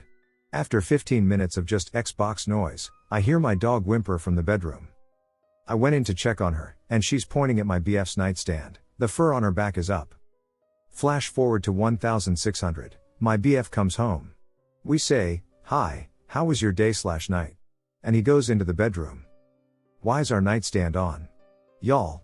Both nightstands were lit up. As of right now, they're periodically turning on and off. This has never happened before, and we've had the nightstands for about 6 months now. If it were a defect or malfunction, they would have started this sooner. So, yeah. It's no longer the 3 of us. I worked in an old hospital that was turned into a nursing home. My shift would start at 2 p.m. and was supposed to end at 11 o'clock at night. However, if I had to train the girl on nights, that meant I had to stay until 4:30 in the morning. Being a nurse technician is demanding work, so one would expect that by 2 or 3 in the morning, I was fatigued and sleep deprived. One night, I was working a long shift. We did rounds every hour. As we were going through, a resident requested the nurse. We informed the nurse that the resident needed her. Now, since we just did rounds, that means we checked on all residents. Typical night, they were all asleep. We went back to the nurse's station and sat down. The nurse was still in the same resident's room, talking quietly. Very abruptly and loudly, we heard the loudest baby cry. One of those cries where a mother just knows something was wrong. I shot up out of my chair and immediately tried to follow where we heard it. An odd thing, it came from everywhere. It didn't echo from hall to hall. It sounded as if the same noise came from all 3 halls surrounding us. I ordered my coworker to check patients again. No change, everyone slept. I thought I was in denial and kept asking my coworker if she heard the same thing, and she agreed she did. We waited until the nurse came out of the resident's room to ask if she heard it, and she did too but didn't know how to react, being she was with a resident and didn't want to freak them out. That place used to be a regular hospital with a mortuary on the very bottom floor. Many nurses hated working nights due to the weird experiences they encountered. I'll never forget that blood-curdling baby cry, nor can I explain it. I used to work at a retirement home. In my teens and early 20s I worked night shifts at a large, 3-tiered retirement community. There were about 75 independent living apartments. They were like normal apartments for high-functioning seniors, 30 assisted living apartments, for seniors needing daily assistance but not nursing home care, and a 59-bed nursing home/skilled nursing unit. At the time this happened, I was working as the receptionist for the entire place. Each apartment in all 3 sections had 1 or 2 emergency pull cords in the unit to use for emergencies such as a heart attack, stroke, fall, etc. They work by pulling a cord to activate the system. You have to give it a good pull to work. It will then light up at my station as well as at the nurse's station in the skilled nursing unit. If one lit up, I would call security, who were the only ones with a key to the lockbox which held the keys to all the apartments. They would grab the key, then go to the apartment with a nurse to check on the resident. If it were a true emergency, they would then call 911 for help. One night, around midnight, the light for apartment 236 went off. I checked my resident directory to find the person's name and noticed that it was an empty unit. I thought it to be sort of weird, but I radioed the security guard whose post was near me anyways and told the officer it was empty. When he came to the lockbox, located behind my desk in a locked office, he said all the nurses were busy and asked if I could go with him. This happened occasionally since I was in nursing school at the time and had my CPR certification. It was an unspoken deal that if no one was available, I could go. I know, not the best practice. We headed over and went up to the second floor where the apartment was and got to room 236. We knocked on the door out of habit and announced our presence. The guard unlocked the door, and we looked into a dark and empty unit. We kept the electricity on even in empty units, so we turned on the entry light. I immediately went to the bedroom, where I knew the pull cord was located. I got to the bedroom and turned on the light. Lo and behold, the pull cord was triggered as it was pulled down. I told the guard, and we checked all the doors and windows, and all were locked and intact. We were on the second floor, so it would be difficult to get inside the apartment from the outside. Also, no one else has keys but security, and they even have to unlock a box to get a key. There was no explanation. Also, we have cameras installed in the hallways and outside, and so the next day, upon review by our administrator, nothing out of the ordinary was found. Also, no other apartment reported an emergency that night, and at 6 a.m. each morning the guards check each apartment by placing a latch up on the door so when it opens, the latch falls. Then they round again at 10 a.m., and if any latch is found still up, they knock on the door. If they don't answer, they enter with a staff member or nurse. That next morning, everyone was fine. So that rules out a glitch in the system. The next day at work I remembered who lived there. It was a woman who had died about 6 months prior to this event. She had died in the same room from a heart attack and had used that same pull cord to call for help. She had died by the time the nurses had arrived. That night was exactly 6 months to the day she died. I knew this because we have a memorial page for the residents who pass away, and I went over to glance at her listing. Was it her? We have no other explanation. Just one of many experiences I've had. So, what I'm about to say may sound crazy, but I would like to know if anyone has had a similar experience or if anyone knows what this could be. My experience happened on September 11, 2018, between 2:30 a.m. and 3 a.m. The reason I remember the exact date and time frame is because it involves my dad, who passed away a few hours later. My mother and I were taking care of my dad. He was on hospice after battling cancer for nearly a year. The nurses had been preparing us for about a week before he started hallucinating, and then his condition progressed to the point where he couldn't speak or move. He was communicating with us by blinking. Anyway, between 2:30 and 3 o'clock I get up to walk across the hall to the bathroom, and I happen to look down the hallway into his room. His hospital bed was in clear view. I saw someone or something bent over his bed. I didn't see any features, just a black mass that I initially thought was a person. My first thought was that it was Mom, but when I called out to her, she was in the living room. I went to the living room to find her sitting on the couch. She had on pink sleeping shorts and a white shirt, so nothing that would have been mistaken for dark clothing. I remember her saying something to me, but I'm not sure what it was because I started screaming that someone was in the room with my dad, and I was so freaked out by it. I finally calmed down, and we kept a close eye on him the rest of the night. At 7:55 a.m., just a few hours later, his nurse pronounced him dead. We actually called her around 6 a.m. when we noticed that his breathing began to slow down, but it took her a while to actually get to the house. The presence of whatever was leaning over his bed still scares me because the room he was in always had a negative feeling for both my brother and me, even long before our dad passed away. We've always felt there was something in that room watching us, and on several occasions we both saw a shadow under that bedroom door like someone was standing on the other side. As it turns out, our mom had also witnessed things involving that room that freaked her out. The only reason my dad's hospice bed was in that particular room was because it was the only room big enough for all of his hospice equipment: bed, lift to get him out of bed, wheelchair, oxygen machine, etc. That room, though, still gives me a bad feeling, and after witnessing that, I started talking to my mom about it, and we realized that before and after that, anyone that stayed in that room for extended periods of time would have changes in their personalities. They would become withdrawn, angry, and aggressive. They'd go back to being themselves the longer they were away from that room. I've witnessed several family members pass away over the years, but I've never had an experience like this. It still freaks me out, and I have no idea what that could have been leaning over his bed. Haunted mental hospital. Hey everyone. I thought I might tell the story of the psychiatric hospital I used to work at. So for a little background, the hospital used to be a normal hospital. It treated the injured and diseased. There were births and deaths. All the normal stuff. After my hometown began to grow, a new hospital was built. The new hospital was larger and more advanced, making it better suited for the growing city. The original hospital was then converted to treat and house individuals with mental health issues. I worked 3 different positions over a 5.5-year period.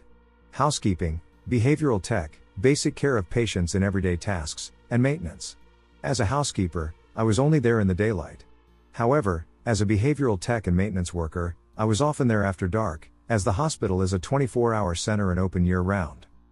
The first I heard of anything paranormal was when another staff member told me of patients, years apart, mentioning a Native American man standing in their rooms. These being mental patients, it is easy to dismiss but for the fact that the patients had never met and it was the same room about 3 years apart. The second was a staff member. At night it is the staff's duty to check the building to make sure it is secure. Every door is checked to be certain it is locked. As one of our overnight staff did her secure rounds, she made her way to the gym. As she crossed the gym, she suddenly had an overwhelming feeling that something dark was touching her. She fell to the floor in tears and fear. Using the provided radio, she called for staff to come to her aid. She was assisted back to the unit desk and spent the rest of the shift afraid to be away from others. The third and fourth times are both personal experiences. On another night I myself was conducting the secure checks.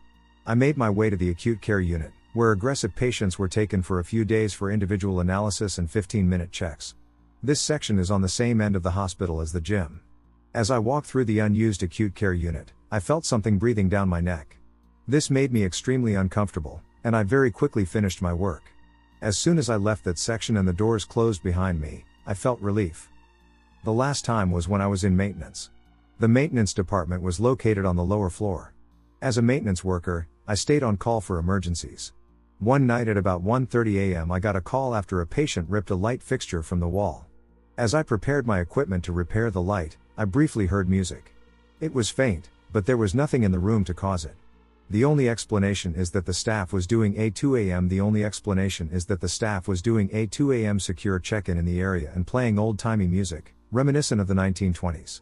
I quickly finished my prep and got upstairs to do my job and leave. I don't know if any of it was paranormal, but I know how I felt in my experiences, and it felt extremely creepy.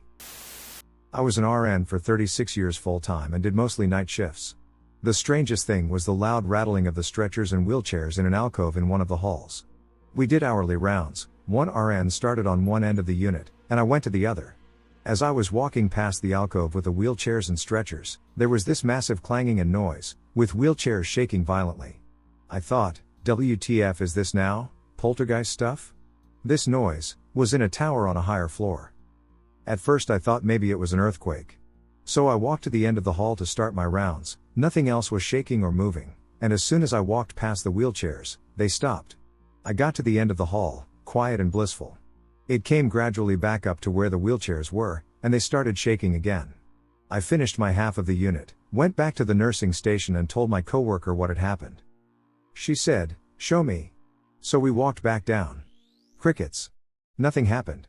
So I shrugged it off and thought that was it. Next hour, off I go. The same thing happens, but only as I get to the exact spot the wheelchairs are in. I can see the wheelchairs all shaking and knocking each other. I do my rounds back up to the midway area. They start again. I now know it's got to be paranormal. I am a strong believer and have had 2 experiences with ghost sightings, a whole other story. So I go back and tell my coworker, again we come back. Crickets. She's now looking at me like I'm some kind of a nut bar, but I know what I saw and heard. So the next hour rolls around, and I thought, here we go. Sure enough, off they go, clang, clang, clang. I was upset at this point, as I thought the hellacious noise had to be waking sleeping patients. No call bell ever went off over it. I turned to the wheelchair area and said, "Okay, knock it off. I know you're there, you've had your fun, but I've got patients who need to sleep." And walked on. Coming back. Crickets. It never happened again. True story. I'll never forget it and count it as one of my coolest paranormal experiences ever. Hospital volunteering stories. I used to volunteer at the local hospital as a transporter for the rehab unit, physical, speech, and occupational therapy, and the transport department, getting discharged patients to their ride home from August 2011 to November 2012. Here are my strange experiences from that time. One day I was sent to find a woman in the North Tower and take her by wheelchair to the main entrance to get a ride home from family. I found her room in a corner and heard someone moving around. I knocked on the door and got no response. Hearing her still moving around, I figured she didn't hear me and was getting her belongings packed. After seeing that the door was cracked open, I knocked again. After getting no response, I slowly opened the door to find the room empty. However, the restroom door was closed, and I heard the trash can getting kicked and figured the patient I was waiting on was in there. A few more minutes go by, and I decided to go to the nurse's station to ask about the patient. The nurse said nobody was in there. I told her about the restroom, and she went to investigate. Nothing, but the trash can was sitting there across the room from where it would normally be, placed at an angle as though nudged there with a foot. Places like psych wards and asylums tend to have a creepy aura around them. This hospital had its own psychiatric wing, each floor dedicated to different types of patients. One floor was the suicide watch area, one was for the most dangerous patients, such as violent schizophrenics, and one was the geriatric unit. After getting some experience with the rehab unit under my belt, I got sent alone to the geriatric floor. The only way in was through an old elevator, and the moment it first opened I was creeped out. The rear section was consistently cold, despite the absence of air conditioning, and it felt as though hundreds of eyes were observing you. It was always a relief to get off that elevator, and going with someone else doesn't ease the feeling. I mentioned this feeling to a few other people as I trained them only to hear them say the same. Even other volunteers reported this, too. Nothing ever seemed to come of it, but it sure was eerie. The strangest thing I ever witnessed in that hospital is the one that still haunts and fascinates me even today. People from the transport department were sent to the rehab unit to take a patient to the main entrance to catch his ride home. He looked to be in his early 40s and in peak physical shape with a muscular, athletic build. His family was with him, congratulating him on a full recovery. They were all eager to have him back home soon. The transporters were happy for him and said they were going to take him to the car waiting for him outside when the man clutched his chest and fell backwards onto the bed.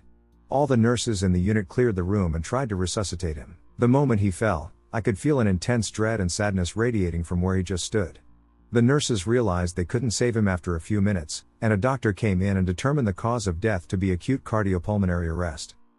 This was the only time I saw someone die. For the rest of the day, anyone who went to the rehab unit, rehab patient rooms, or the hall between them could feel that same dread and sadness, with the air suddenly seeming to weigh a good 20 pounds. People who didn't know what happened coming off the elevator started pointing to the locked door to the rehab patient rooms and asking, "Did someone just die in there?" I had a really strange occurrence in the hospital a week ago. I was in a part of the ward with two elderly men. One was around 60, and the other man was around 90, however, he was almost asleep around the clock. He was on morphine drips. The 60-year-old man was capable of walking about. That man was sleeping directly across from me. At around 11:15 p.m., when people started to go to sleep, the 60-year-old man went to the toilet. He was on a drip, so he brought it with him. When he was finished, I am almost certain he went back to his bed straight away. The bed was in a sealed-off corner, so there was no exit. I was in bed and had difficulty sleeping when, circa 20-10-15 minutes later, the bathroom door opened and a man, who looked different from the 60-year-old man and was wearing pajamas, came out. This man didn't look like a ghost at all, however, he definitely looked older than the 60-year-old man, around 70 years old. He had more wrinkles around his cheeks, and his face looked different. He also didn't have a drip with him, which was definitely odd. I looked at the man, and he gave me a stern look back, like I was frowning on him going to the toilet at such a late hour. The man then walked in the direction of the 60-year-old man's bed. Again, there was no exit where this man was going. I was lying down in bed with my knees up, so I didn't look at the man going all the way back to the bed or lying down. I would also like to mention that the 60-year-old man was friendly, so it was uncharacteristic of him to give me the stern look that I received. It didn't seem like a paranormal encounter at the time at all. The man was as real looking as a living person. Plus, the sound of the door opening and closing, plus looking at the actual door opening and closing, was all very real. Later, when I sat up, unable to sleep, the 60-year-old man with the drip was sleeping in his bed. There was no sign of this other man. Here are some things that happened to me when I worked at the Native Medical Center in my area. I am a CNA, which means that I assist nurses and do all the patients' diaper changes, take vitals, give showers and baths, change linen, bring them food, and assist them to the bathroom, and of course, when they unfortunately pass away, I prepare the body to be seen by the patient's family members and to be sent to a funeral home. Scratches on the window. One day I showed up to my shift, and we had a patient pass away right before shift change, so it became my job to go into the room to start cleaning up and getting the room and patient ready to be seen by family. The nurse that I was working with was native, and she explained to me that in her culture you open a window to let the spirit out to bring it peace. She then went over to the window and opened it up. We said a prayer, and in the middle of this prayer, we heard a scream from the room right next door. We ran over to the room where our middle-aged patient explained to us that she was scared. We asked why. She told us that there were scratches and bangs on the window like someone was trying to get inside. We were completely spooked, but I reassured the woman that everything would be okay, and then I brought her some snacks and a coffee to comfort her before returning to the deceased patient's room to finish preparing the body for the family. The linen closet. I was really busy one day getting patients showered and bathed and changing sheets. I went to the linen closet to get more sheets to make a bed, which was in a very small room. I am accustomed to people entering the room to retrieve items while I'm already inside, as we are all busy, so I was not surprised when someone came in to get sheets. I was holding the door with my foot while grabbing sheets from the linen closet, so I assumed I was blocking the way for the person who was also coming to get sheets. I felt this person's presence clear as day and felt them so close that their breath was on my neck. I turned and said, "Oops, I'm sorry," and realized that no one was there. I was not spooked at all. This didn't feel like a negative spirit. The lady in the bathroom. We had a very sweet lady with a cardiac issue admitted to the floor, and she was independent other than needing assistance with getting her 4-pole into the bathroom with her. I assisted her into the bathroom, shut the door to give her privacy, and then left the room to wait for her to call for assistance. She didn't call after about 10 minutes, so I went to go check on her to make sure she was doing okay. When I entered the room, I heard a yelp from the bathroom, so I ran and threw open the door. She was leaning over unconscious, so I hit the code blue button in the room. She unfortunately ended up passing away from this event. The next day, the nurse who had worked with her and I were outside the room talking when we heard a woman scream from inside that room. We ran into the room and asked if the patient there was okay. They looked at us like we were crazy when we explained that we had heard a scream. We were completely spooked. A few days later I was walking in the hall and heard a scream once again. I went running into that room, and another nurse was already in the room when I got there. We had both responded to the same scream, and we realized that no one was there. We ended up calling a priest to bless the room. Spiritual experiences in hospitals are common. I have worked in the healthcare field for quite a while in different locations, and I've had experiences everywhere I've worked. I feel a close connection to the people that pass away and to the people I care for. I pray every day that we can all have peace when we're through. I once saw a dark shadowy figure going ahead of me on the stairs in this old nursing home that I worked at. Gorgeous historic building, with a lot of history, but I never mentioned this shadowy figure to anybody. For some reason I wasn't creeped out by it, and it didn't seem to notice me. My dad was a hospital porter. We're in the UK but not sure what you'd call that job role overseas, and regularly used to see ghosts and supernatural events when he was working night shifts and transferring patients down this link corridor that linked the old hospital with the new hospital further across the site. He also wasn't fazed by any of this. I do have a friend who is psychic and tells me that I am regularly visited by spirits in my home. I'm curious about this, but this one does concern me. I am comfortable with my grandfather relaxing with us while we watch documentaries on television, or other forms of entertainment, and my mother checking in on me, but I am somewhat unsettled by the possibility of other visitors. I left nursing a while ago and moved into a different scientific career, so although my training has always been of a scientific nature that requires proof of everything, I am very open-minded about these events. A strange experience I had while sleeping in a hospital room. I don't know how to properly explain what happened that night, but it's something I still think about whenever I remember that hospital room. This happened around August 2025. At the time, my mother was hospitalized after suffering a stroke. Her condition had improved, but she still needed to remain under observation, so the hospital moved her to a private recovery room. The room was quiet and well equipped, and it had a small patio outside, which made it feel unexpectedly calm for a hospital setting. I hadn't slept properly for 2 nights due to stress and worry. That evening, I was so exhausted that I fell asleep in a chair without realizing it. What followed is something I still can't fully explain. My sleep felt shallow, as if I wasn't fully unconscious. I was faintly aware of the room when a sense of unease set in. Shortly after, I heard footsteps outside the patio. They were slow, deliberate, and very realistic. What stood out was that they sounded like bare feet against the ground.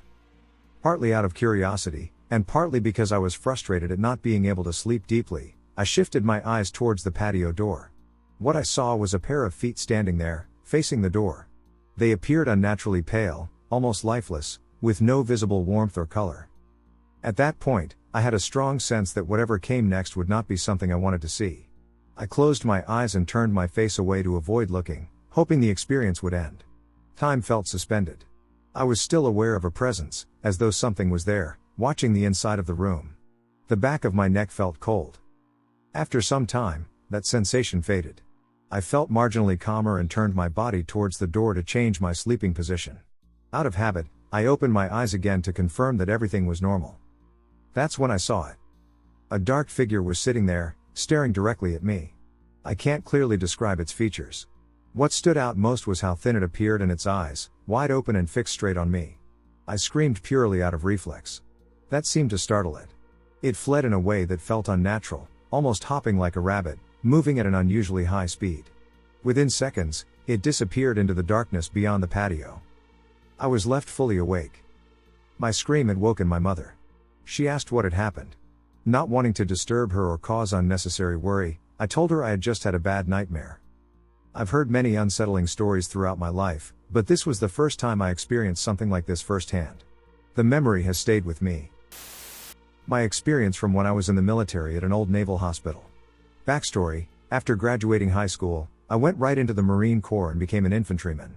I did one deployment to Afghanistan and one to Iraq. If you don't re-enlist or have enough time left to deploy again with your unit, they send you to the Fleet Assistance Program, basically odd jobs around base. Most of us were dispatched to support the military police.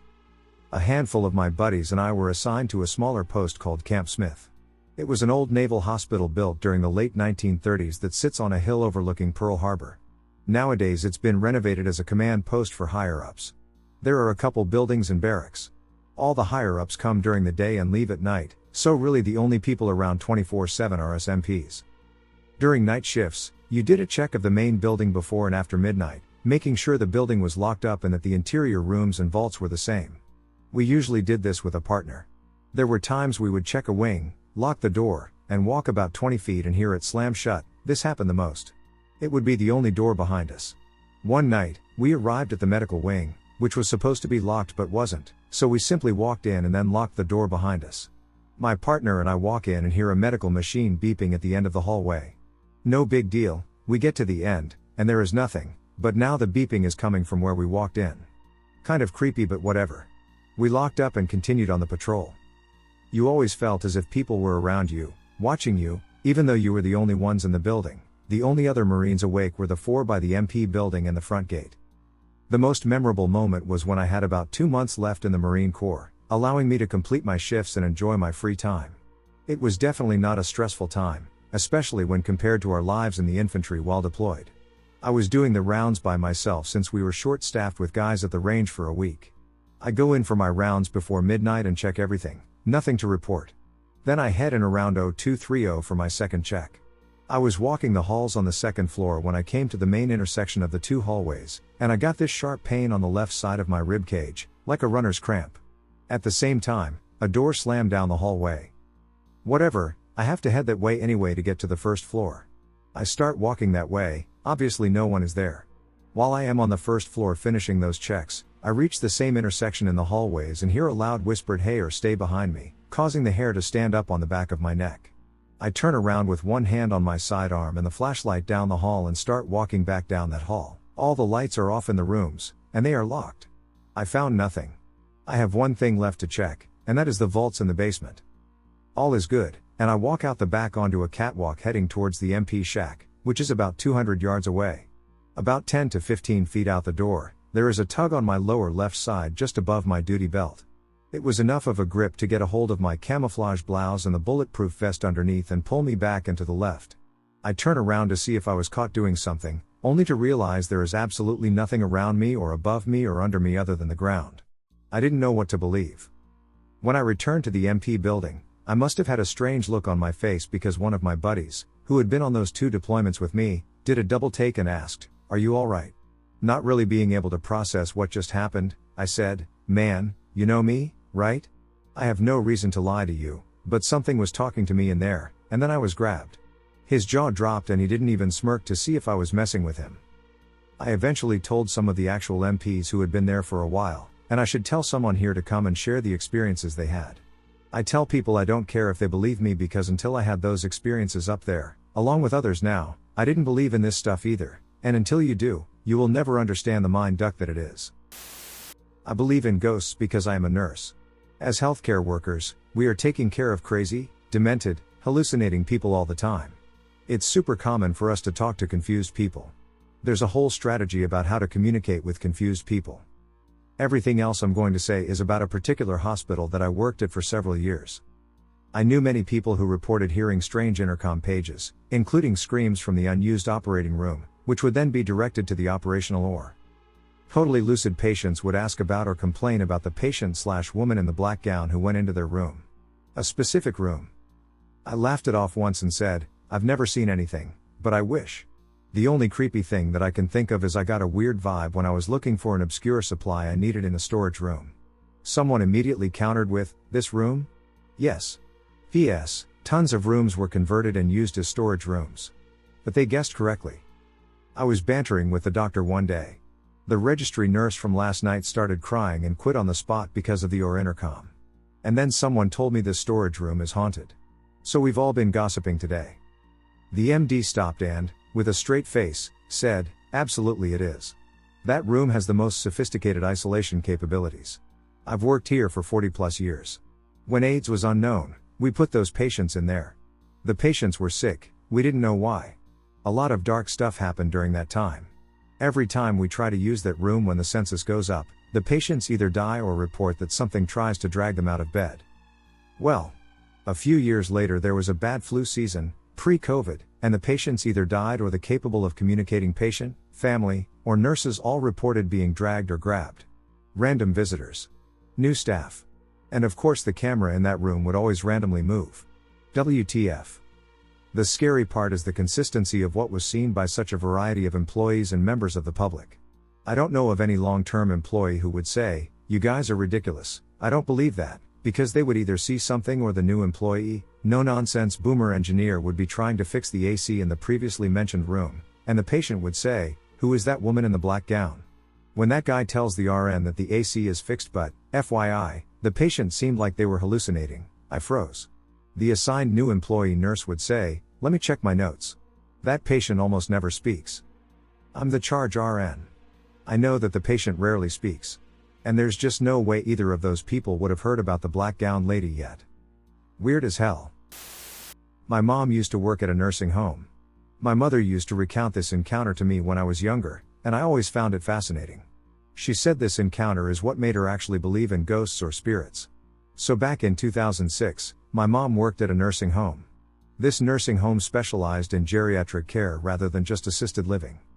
Around lunchtime, she and another nurse were moving some residents to the basement feeding room. These residents were incapable of feeding themselves, so the nurses would feed them in that room. This building was the original hospital in town but got repurposed. She brought the first resident down, a blind man that was wheelchair bound, and wheeled him to his spot. She noticed that 4 chairs were out around a table, like a group had been sitting there. Not thinking about it, she puts the chairs up and leaves to bring the next resident. As she got to the elevator, she passed the other nurse with the second resident. This is important for later. Once she had retrieved the third resident, she once again met the nurse at the elevator in the basement. They kept this pace the whole time. My mom wheels the third resident in and sees the chairs back out in the same position she had found them the first time. She thought it was strange that the chairs were out of place, so she put them back after wheeling the resident to their designated spot. By this point there were 3 residents who were blind and or wheelchair bound. She goes back up to get another resident and heads into the basement, passing the nurse as she does so. She walks in, and the chairs are back out. She wheels the resident into their spot and puts the chairs back once again. She stands there perplexed for a little longer this time, and so the pace she and the nurse had was broken, and the nurse walked in with another resident. She must have seen the perplexed look on my mom's face and where she was looking. She asks if the chairs are back around the table. As it turns out, the other nurse had also been putting the chairs up from around the table. Somehow, 4 chairs have been pulled off the stack and placed in the same positions at the same table, despite being in a room of disabled people who cannot even lift a spoon on their own. My mom later found out that there was a ghost in the basement named Hank that the other staff are just chill about. He doesn't seem harmful, but his place is that basement feeding room. Interestingly enough, The room was a repurposed morgue/office combo, I believe. The conjoining room still had the autopsy table, but the room had been turned into a storage room by that point. Something in the hallway. I'm a 30-year-old male, and this happened to me while I was at work. I'm a mental health tech at a psyche hospital, so my job already is far from normal. I work the night shift, and this particular night I was wide awake, thanks to a large coffee from Starbucks and both my favorite teams winning their games. I mention this because I dismissed this as being a product of fatigue. It was at 3:18 a.m., I remember it because I had just made rounds on my patients, and we have to log the time we checked on each one. After I finished, I told my coworker that I was going to go get some water and come right back. I like to go to the main lobby to fill my water bottle up because there's a filter machine there and it pours out the best cold water. I grabbed my headphones and began to make my way there. I'm walking down this dark hallway. It's a long hallway, separated by a wall where there are group rooms on the other side. The only lights there are the red lights from emergency lamps. As I'm walking, listening to my music, I notice what looks like someone walking around the corner. I thought to myself, oh, someone else from another unit is taking a stroll to stay awake because it couldn't be a patient. The hallway I'm at requires a badge to scan and a key to open and lock the door. So I continued to the lobby. After I get my water, I scan my badge to enter the hallway again, and then I see the same person walk around another corner. I was like, what is the guy doing making laps, trying to get his steps up on his Fitbit or something? Then it crossed my mind, maybe it's not another staff member and could be a patient.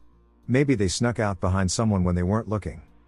I took my headphones off and waited to see if the person would walk around the corner from the other side. After no one showed up, I began to walk down, and there he was. It was like he materialized out of thin air, but I couldn't be 100% sure because it was dark. We were walking the same direction. I was walking about 7 feet behind him. He had to be at least 6 feet tall. Had long hair and was wearing a hospital gown. That's all I could make out because of the lack of light. I began to speak. Hey, you shouldn't be over here, let's go back to your room. He ignored me and continued walking. I got a little irritated and tried to catch up to him. He turned the corner, and I yelled, where do you think you're going? I turned the same corner, and to my surprise, he was gone. There's no way he could have disappeared like that. Even if he ran down to turn another corner, I would have still seen him. I wasn't far behind him. I thought maybe he went into one of the group rooms in the hallway, but all the doors were locked and needed a key to get in. Even if a door happened to be unlocked, I would have heard the door open and close. Needless to say, I was a bit freaked out. I said to myself, screw it, if it's a patient, it wasn't one of mine. I started to walk off, and then all of a sudden, someone grabbed me on the shoulder. I swung around, prepared to take down the guy, but again, no one was there. Now I was actually scared. Then there was this laugh, a twisted, evil-sounding laugh throughout the entire hallway, something you hear out of your nightmares. Duck it, I'm out. I ran down to the exit, scanned my badge, and went out the door. I slammed it tight, then I looked through the window of the door, and there he was, standing at the end of the dark hallway. Then he did something that scared me stiff, he waved. As I'm standing there wide-eyed looking through the window, he is still waving. Frozen by fear, I couldn't move. He finally stopped and walked around the same damn corner. I ran back to my unit. I must have had a look on my face because my coworker asked me if I was okay. I didn't want to say what happened, so I lied and said I was fine, knowing very well I was not.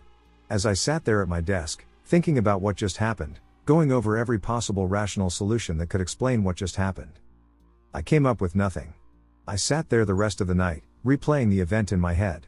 I never saw his face, so I couldn't place a patient's name to him, but what stuck with me more was that laugh. The laugh I heard echo throughout the hallway after he grabbed my shoulder. In the morning, there was no report of any patient that escaped throughout the night from another unit. I never found out who or what he was.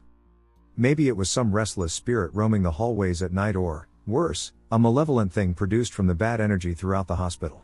Needless to say, I never went down that hallway again at night. I don't know what that thing was and thankfully haven't seen it again since. Even now at work, every sound I hear or object out of the corner of my eye, I'm afraid it's that thing that scared the shit out of me. Children's spirits in the nursing home.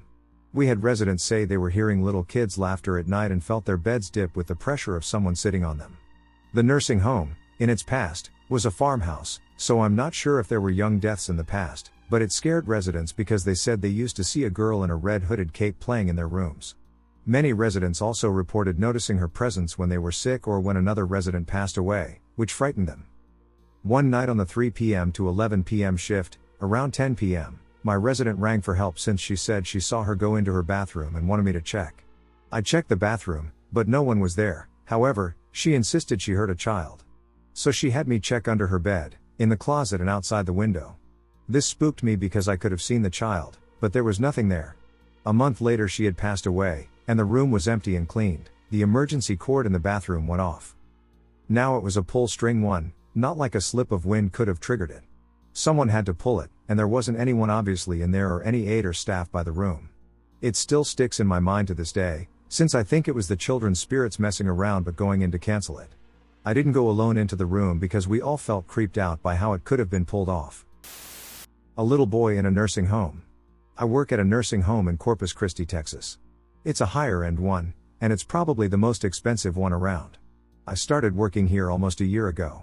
Since I've started here, I've heard many stories about the little boy. Residents, mostly on one side of the building, report having interactions with a little boy. The problem is this little boy, to the best of our knowledge, is a ghost. At first I didn't believe the stories. I believe in ghosts but don't automatically believe every ghost story I've ever been told. The stories I heard were always the same. The kid shows up and is loud, sometimes there's a girl with him, sometimes there's a mom involved, but his dad is never around. Sometimes the mom abandons him. My girlfriend who worked here before me said that a resident said she was adopting the little boy because his dad was dead and his mother was terrible to him. The stories were all similar and creepy, but I still was skeptical.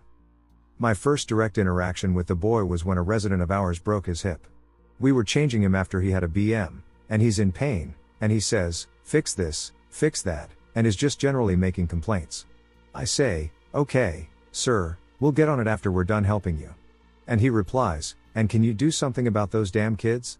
I freaked out because this man had never been told the stories, was a retired PhD holding professor, and was far from the type to tell ghost stories. When I probed, he said that they come into his room at night and they're loud and leave a mess.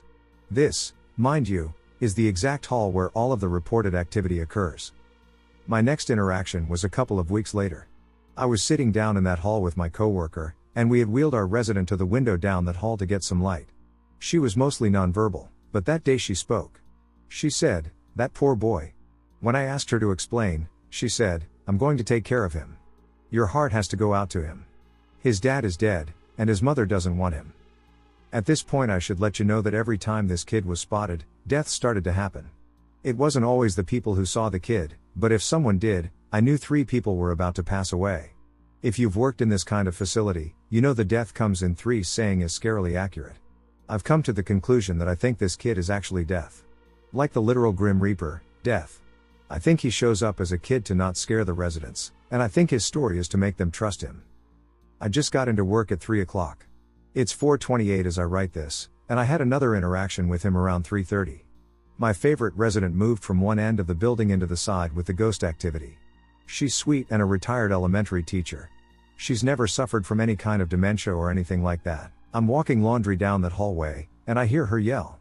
I rush in, and she's standing without her walker, something I didn't even know she could do. She is wobbly and yelling to get her a wheelchair. She said, "That little boy was just standing there watching me fall and wouldn't hand me my chair." After she calmed down, I asked her to describe the boy. She said he could have passed as either Anglo or Hispanic. He had beautiful skin but had dark circles around his eyes. His sister was with him, and I heard his mother yelling for him to come back after he walked in. I was literally in the room with him. I'm mildly freaked. I'm now just waiting to find out who is going to pass away. Has anyone in a nursing home heard stories about the little boy? If so, what do you think about my theory?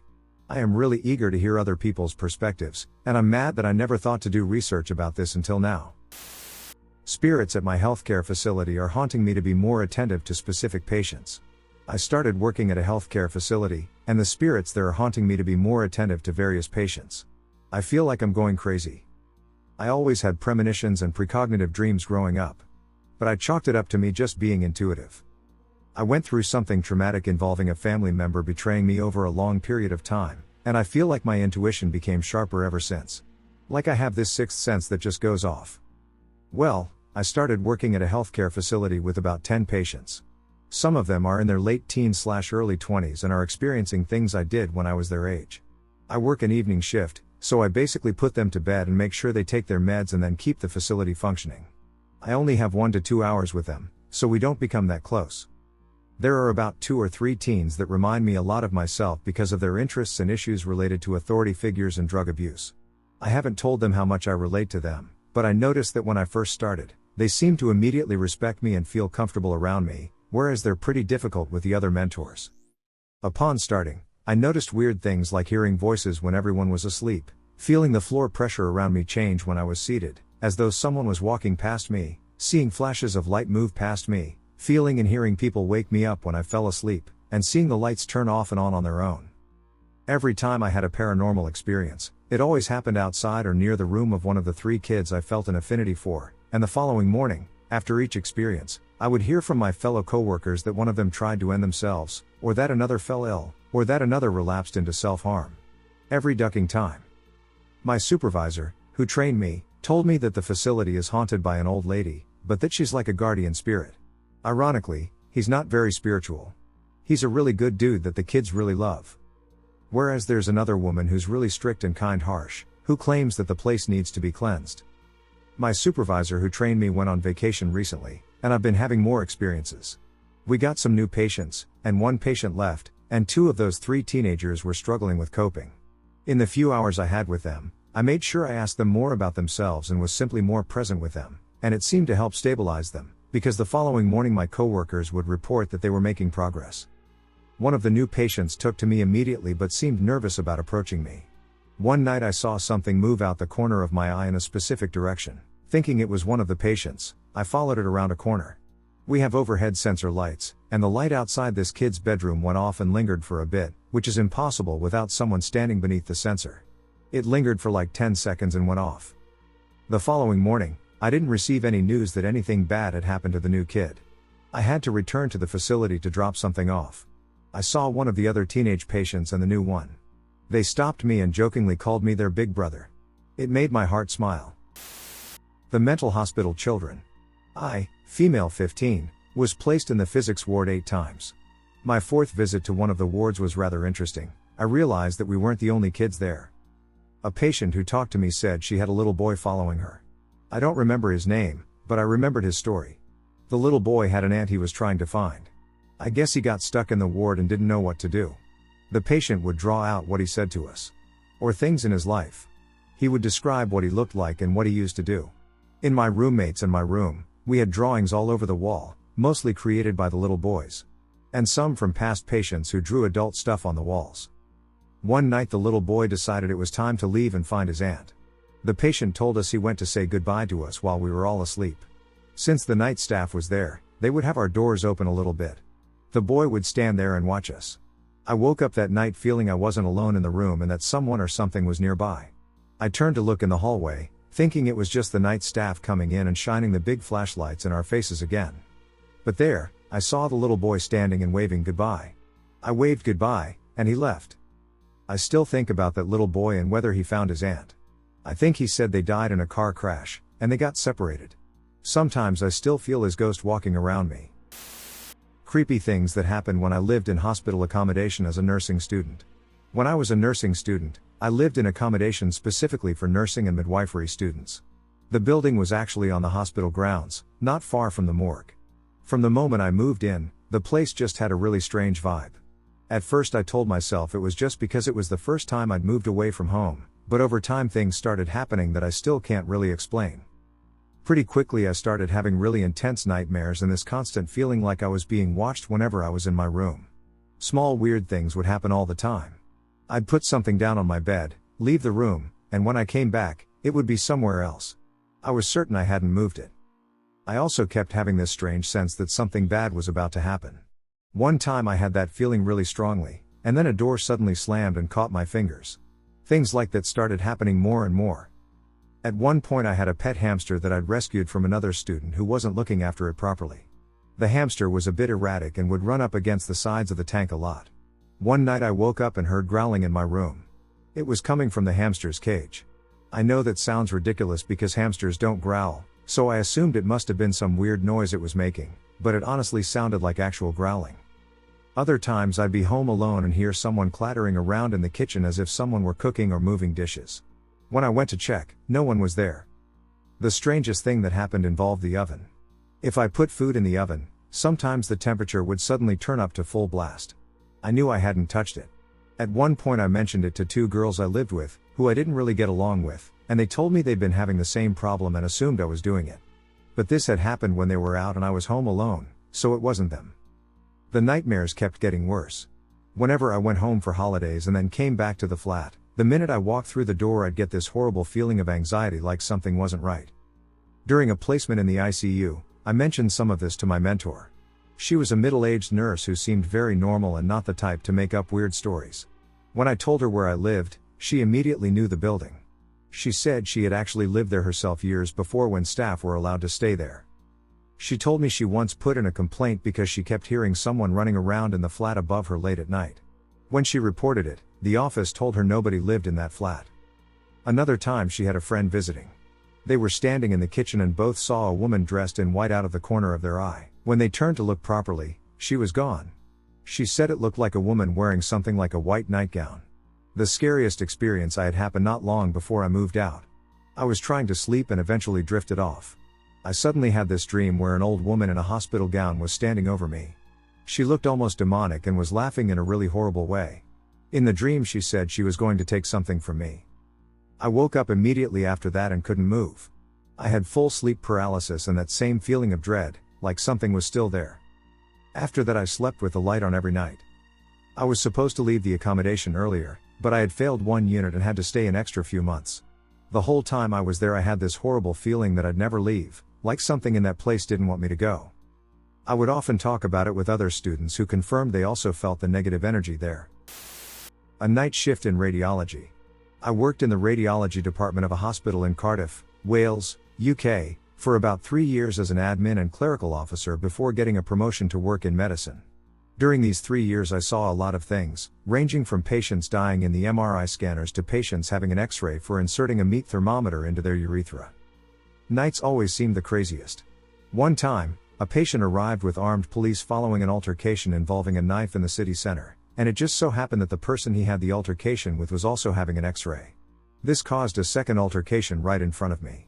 Chairs were thrown, a trash bin or two, and then a wheelchair was thrown. So I have seen things, some funny, some stressful, some sad, and many bonkers. But this one night, something scary. I would start a night shift at about 7 and then would work until 8:30 the next morning. This was the standard night shift for our department. We would usually do 3 nights in a row before doing 4 days off.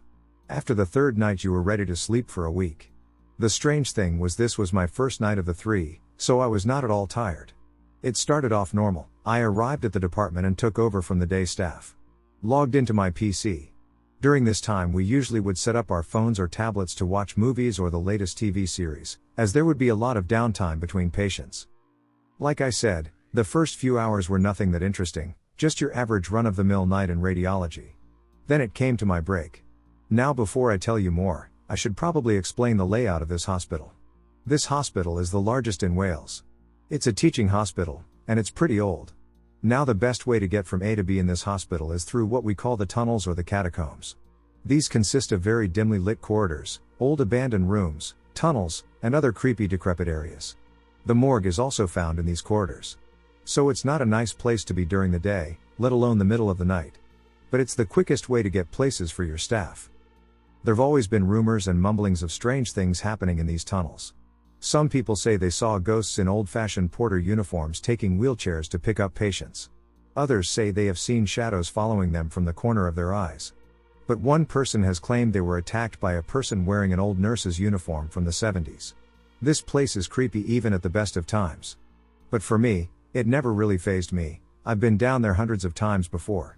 The worst experience up to this point was having a sluice pipe drip human waste on my head. That in itself was a horror show.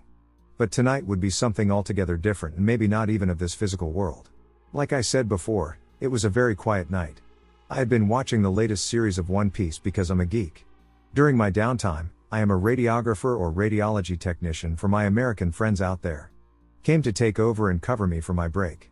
I decided to go to the 5th floor, where the sanctuary, multi-faith chapel, was located. On a night shift it is one of the most peaceful places in the hospital. But to get there, I had to walk through the tunnels to reach the nearest elevator. I set off on my journey, which would usually take about 15 minutes. Scanned my key card at the main entrance to the tunnels and then proceeded to walk through them. 2 minutes in, I started to feel like someone was walking behind me. Since the hospital was busy and the tunnels functioned like a highway, I didn't think anything of it. Suddenly I heard panting, like someone was trying to catch their breath after going for an intense run. So I turned around to check and saw nothing. It was a bit strange, but I thought it was nothing. Maybe just one of the pipes above my head creaking or a generator pumping. So I carried on walking, but I kept feeling like someone or something was watching me and walking behind me. Out of sheer confusion and fear, I missed my turn towards the elevators and found myself in a large section of the tunnels that I had never been in before. Littered with old stretchers, beds, hospital furniture, and equipment. Some of this stuff was over 50 years old, maybe older, just left to decay in a dark, smelly, decrepit, and dusty corridor. This was starting to really creep me out because in all of this confusion I realized I was lost. It almost felt like I had fallen into the back rooms. Everything looked the same. I could feel a tightening in my chest and could feel the start of a panic attack. I remember clutching my chest and running down a corridor trying to find a signpost or something to tell me where I was.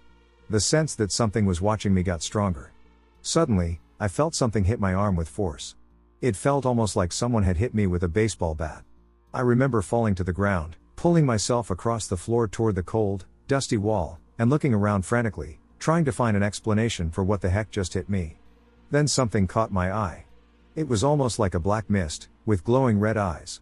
It was about 20 meters away from me, just hovering in the middle of the corridor. Was this the thing that had been stalking me the entire time? I got back up and sprinted. I ran down what felt like 100 different corridors until I found a housekeeper, janitor. He asked me what was wrong because I looked pale. But I couldn't get any words out. He then grabbed me by the arms with a firm grip and said, "Did you see it too?" That was the last time I ever set foot in the tunnels. To this day I hear rumors of strange things. I'm not sure what I saw that night. Maybe I was tired, maybe I was stressed, or maybe it was something else. Why else would the janitor ask me if I had seen it too?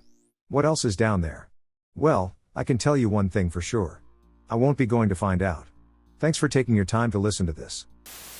Is something eerie watching around the corner? I am a skeptic and an absolutely science-based person who would explore any situation if I could.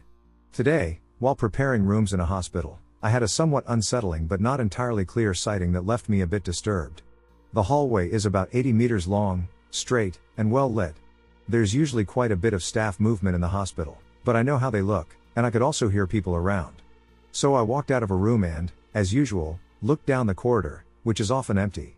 At that moment, I didn't see anyone at first, but there was a dark spot at the end of the hallway, right against the wall, about at head height. I only looked at it for about 2 seconds, then continued walking in the opposite direction and turned around again, and it was gone. What?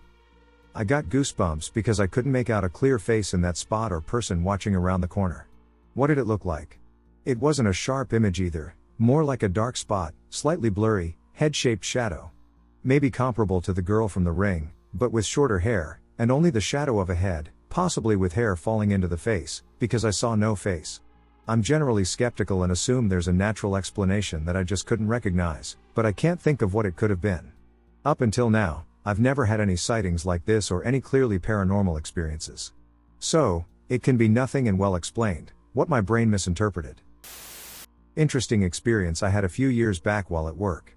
Let me preface this by saying I'm not exactly a believer in the paranormal, but I do find it interesting and often try to spook myself by engaging in content related to it. Unfortunately, I find most of this content to be clear hoaxes, but it's still fun for me nonetheless. That being said, I used to work in housekeeping/janitorial in the emergency department of my local hospital.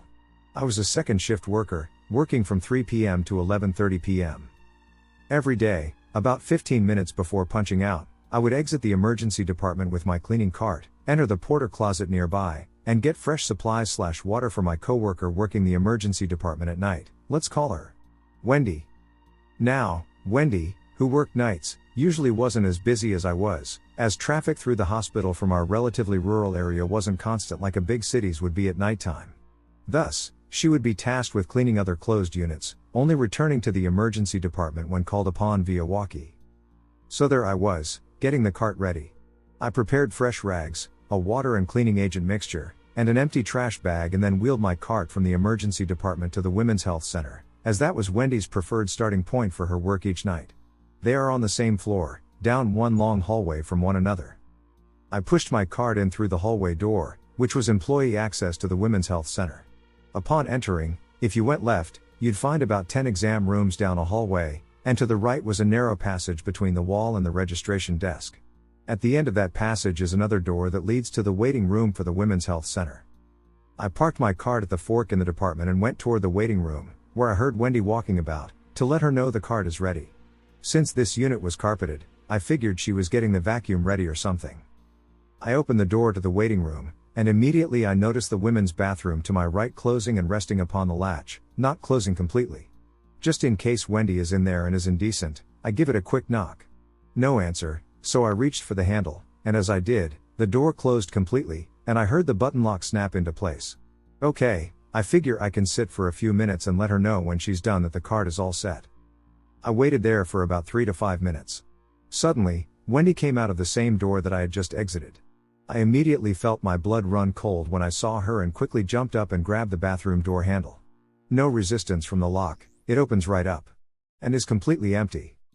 I explained to Wendy what happened when she noticed the look of shock on my face. She told me the next day that my story kind of kept her spooked all night. Anywho, that's my story. I've had a couple of weird experiences happen there at that old hospital throughout the years, but this was the most interesting, in my opinion. Hope you all liked it. I'm not a very good storyteller. Night worker at a hospital, phone call from the other side? So this actually happened to a coworker of mine, but it's by far the creepiest thing I've ever been semi-involved with in my entire life, and I've been waiting for the perfect moment/time to share. This was a few years ago now, but I work in a hospital, and there are privacy laws, so I just wanted to give it some time to be safe. So I had this coworker, we'll call him Jack for the sake of this story, who I trained and worked with quite a lot. One day, I arrived at work, I believe it was around the holidays, and he mentioned that he had received a phone call that made him feel uneasy. We work in a call center, transferring patient and employee calls. He said that a patient had called in the early hours of the morning, wanting to speak with the nurse in charge. As is the protocol, Jack took the patient's name, the doctor's name, and the phone number. He then told the patient the nurse would call him back ASAP. The patient asked her to hurry, sounding in great distress according to Jack, and insisted that he was having a cardiac arrest. We aren't allowed to give medical advice of any kind, but we are allowed to encourage patients in distress to call 911 or go to the ER. So Jack did so, but the person insisted on waiting for the nurse. Jack put the person on hold, not wanting to make him wait, and called the nurse. While waiting for her to call back, the line dropped. When the nurse called back, Jack gave her the info and moved on with his night. The nurse shortly called back and asked Jack to repeat the phone number. He repeated the number, but she informed him that it must be incorrect because she was receiving this number isn't assigned to anyone message when she attempted to call. She decided to look up the patient's file to confirm the number herself. The only problem is the patient passed away over 20 years ago. The phone number, by the way, was correct. And Jack had checked it with caller display while on the call, so it was definitely the number the patient had called. Despite the number being out of service, the patient had been dead for over 20 years. To this day, we still don't know what happened or how that was possible. I work at a hospital and had a paranormal encounter when I used to work at nights. Before I started work at the hospital I've been at for the past 10 years, I already knew about the haunted reputation of the other, much older hospital, which is part of the same trust, but I had no idea the one I work at is also haunted. Essentially, once we had completed our tasks, we chose to remain in the kitchen for a short period before departing. This was in the hospital's research lab area, on the same floor as the wards but separate. We knew no one else was there because they had all gone home, and once the 2 staff members who were still present with me left, I realized I was alone. About 5 minutes after they had gone, I heard footsteps starting to walk down the corridor where the kitchen is located. The door to that area has a magnetic lock, so I would have heard if someone had come through it, and the footsteps stopped just after the kitchen door. I instinctively went to look to see if anyone was there, which resulted in my finding no one else in the area, as I had access to every room and checked them all, with no one being in any. So after that I decided to leave, and as I was waiting for the lift, I'm certain I saw a figure walking up the corridor I'd just left. After that I asked other staff if they'd ever seen or heard anything, and one told me in a ward they'd seen an older person walking through the ward who disappeared, and someone else said they'd also heard screaming while no one else was around, and another had heard singing, which definitely wasn't any of the staff. This happened 8 years ago, and I'm no longer working in that part of the hospital. I don't even know what is happening at work. The last couple of days, a lot of creepy things have been happening at my nursing home. Many residents have reported feeling and seeing things, which I believe is linked to the recent deaths of numerous individuals. We've had 9 people pass all in this last month. The residents who passed away all did so in groups of 3. I have worked here a little over a year, and this month is the first time the paranormal experiences have gotten this crazy. We are extremely short-staffed at my facility, so it is not rare for the staff setup to be 1 nurse and 2-3 aides during the day for 50 residents or 1 nurse and 2 aides at night for 50 residents. In our rehab center the setup is 1 nurse and 1 aide. Ghost man. We had a resident who recently passed, and almost immediately another man took his place in his room. This man is on his way to recovery, aiming to go home. He is very much with it and does a lot of things by himself. All we really do is empty his colostomy bag and drain his catheter. One morning I went in to do this, and he asked to get up in his chair for the day. I helped him get dressed, then we walked to his chair with his walker. The chair was on the other side of the room from his bed. As he was sitting and I was moving his catheter, I heard a weird mechanical noise, so I turned around. The head of his bed was going slowly up. It stopped, and I sat there blinking for a minute. Suddenly, the bed began to move again, raising the head and foot sections until they were both fully elevated. The remote for the bed was in its holder, in its usual location, and there was nothing nearby. It went up completely by itself. I got chills and left the room. The nurse told me I looked like I needed help with something because of the look on my face and asked if I was okay. I told her what happened, and she laughed. She then went on to explain that the night before, the other aide had seen a figure running around the room, and when she went in, she felt heavy breathing in her ear and on her neck. She quickly left the room and went to get the head nurse. When they went down the hall, the temperature seemed to drop, and it just felt really weird. The atmosphere was different. Both of them got goosebumps and quickly ran in the opposite direction. The night after I had the experience with the bed, that same nurse was walking down the dark hall past that room and saw a dark figure standing over the man in his bed. The figure was very tall, as was the man who had passed away, and we all believe he is still hanging around wondering who the F is in his bed. 2. It looked like me, I guess? And other tidbits. We have had a lot of activity happening in our rehab unit lately. I believe it is because when the nurse goes on break or when the aide goes outside to take out trash or off the floor to get ice or do chores, one person is by themselves on the unit. One morning, an aide was working to change a woman in her bed when, all of a sudden, the curtains flew around the bed. The nurse happened to be entering the room at that moment to inquire if she required assistance when she paused and stared, asking what had occurred. They worked together to get the resident the duck out of that room for the day. Another time, a very stubborn aide expressed her belief that ghosts are not real, and if they were, the ghosts should take some action. The TV in the main room turned off, and her badge flew across the room. She believes now. Okay, now I will explain what happened to me last night. I got pulled back to the rehab center. The atmosphere in that area was quite unusual, and although I felt perfectly fine throughout the night in the other unit, upon returning there, I experienced severe cramps and felt unwell for the remainder of the night. I was working with a pretty strict nurse who really cares about the people and is very gentle with them. She has been a nurse here for an extended period and consistently ensures that her responsibilities are completed and that we fulfill our duties as well. She also has no problem helping the aides. It was a good night in the rehab unit, easy because right now we have a bunch of people who just went home or are in the hospital, so we only had 6 residents, and they all pretty much took care of themselves. They were all walkers and relatively sane. This is why we were concerned because we kept hearing talking, and it didn't sound like a TV. One of the guys was using a bed alarm because he was very weak and had just returned from the hospital. He had been fine the past couple of days since being back, but before going, he had been climbing out of bed and hallucinating due to extremely low blood pressure. He was hooked up to N4 and had fluids and antibiotics pumping through him, so he had been himself as of late. Still, the nurse was worried, so I went down the hall. I checked on this man first, and he was sound asleep. I nudged him a little, he opened his eyes and said hi, and then he closed them again and smiled. It wasn't him. I went to the hall and stood and listened. I didn't hear talking, but I heard footsteps and movement. I felt like I was being followed down the hall. I stood for a long time listening, and the noise sounded like it was coming from the empty room at the end of the hall. I walked up and down, and everyone was in bed sleeping, and all TVs were off. I shrugged it off and went back to the nurse's station. Later that night I went out to take the trash. The nurse assured me that she would keep an eye out for lights while I was away. I came back, and the nurse was gone, so I figured she started passing her morning meds. I went into the storage room to put a new bag in the trash before I heard the alarm signaling that a call light had been pushed. The man with the fourth turned his light on, so I walked down the hall, figuring he had to use the restroom. I was surprised when I almost bumped into the nurse going into the room. She looked a little annoyed and said, "There you are. Why did you leave?" I looked at her a little confused and told her she knew I was taking out the trash, so what the hell was she talking about? She told me that she went to answer the man's light, and he said he had to go to the bathroom, so she turned his light on to get me to come down and help. She saw me, or what she thought was me, because it was a person wearing all black. I was wearing black scrubs, standing in the doorway through the crack in the pulled curtain. She told that figure that the man with the fourth needed to go to the bathroom, so she needed my help. When she turned back around, the figure was gone, and when she looked down the hall, she didn't see anything until she saw me make my way down. She asked where I went and why I didn't help and was super confused. I told her I never stood in the doorway, and it wasn't me that she told to help her. I asked if she was playing tricks on me, and she told me she was sure it was me and I must be playing games with her. I argued and argued, but she said it wasn't right to fight in front of a resident, so we dropped the issue until I gave a report. She swears she knows what she saw and that I must be playing a trick on her.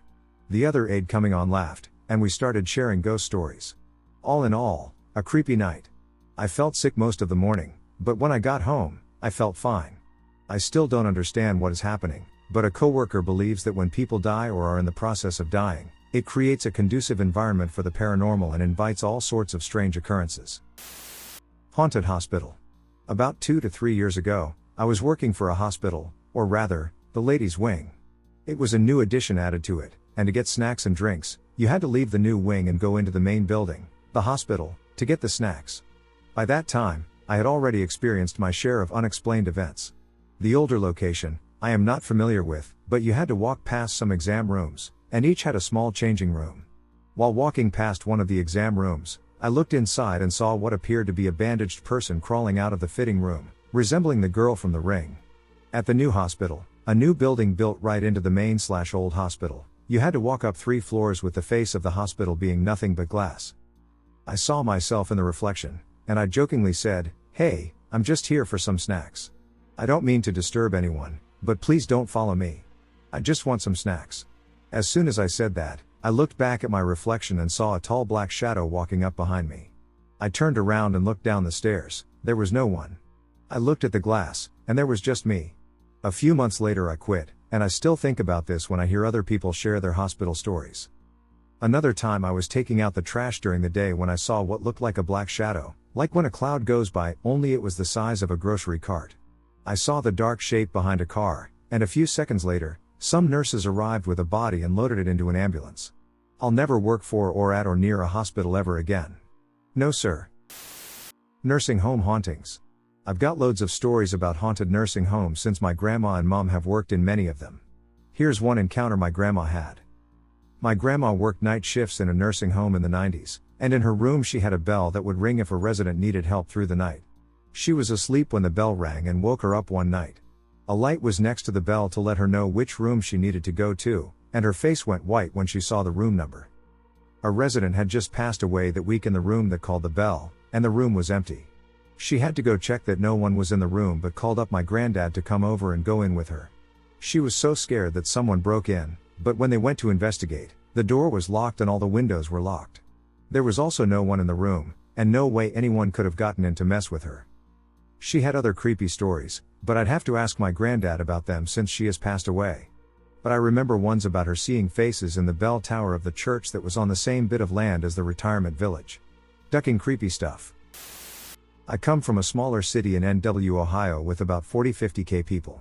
Our hospital sits in the same spot it's been in since they purchased the land in the late 1800s, but it is now on its 3rd remodel, and many of the original buildings are gone with new ones built on top.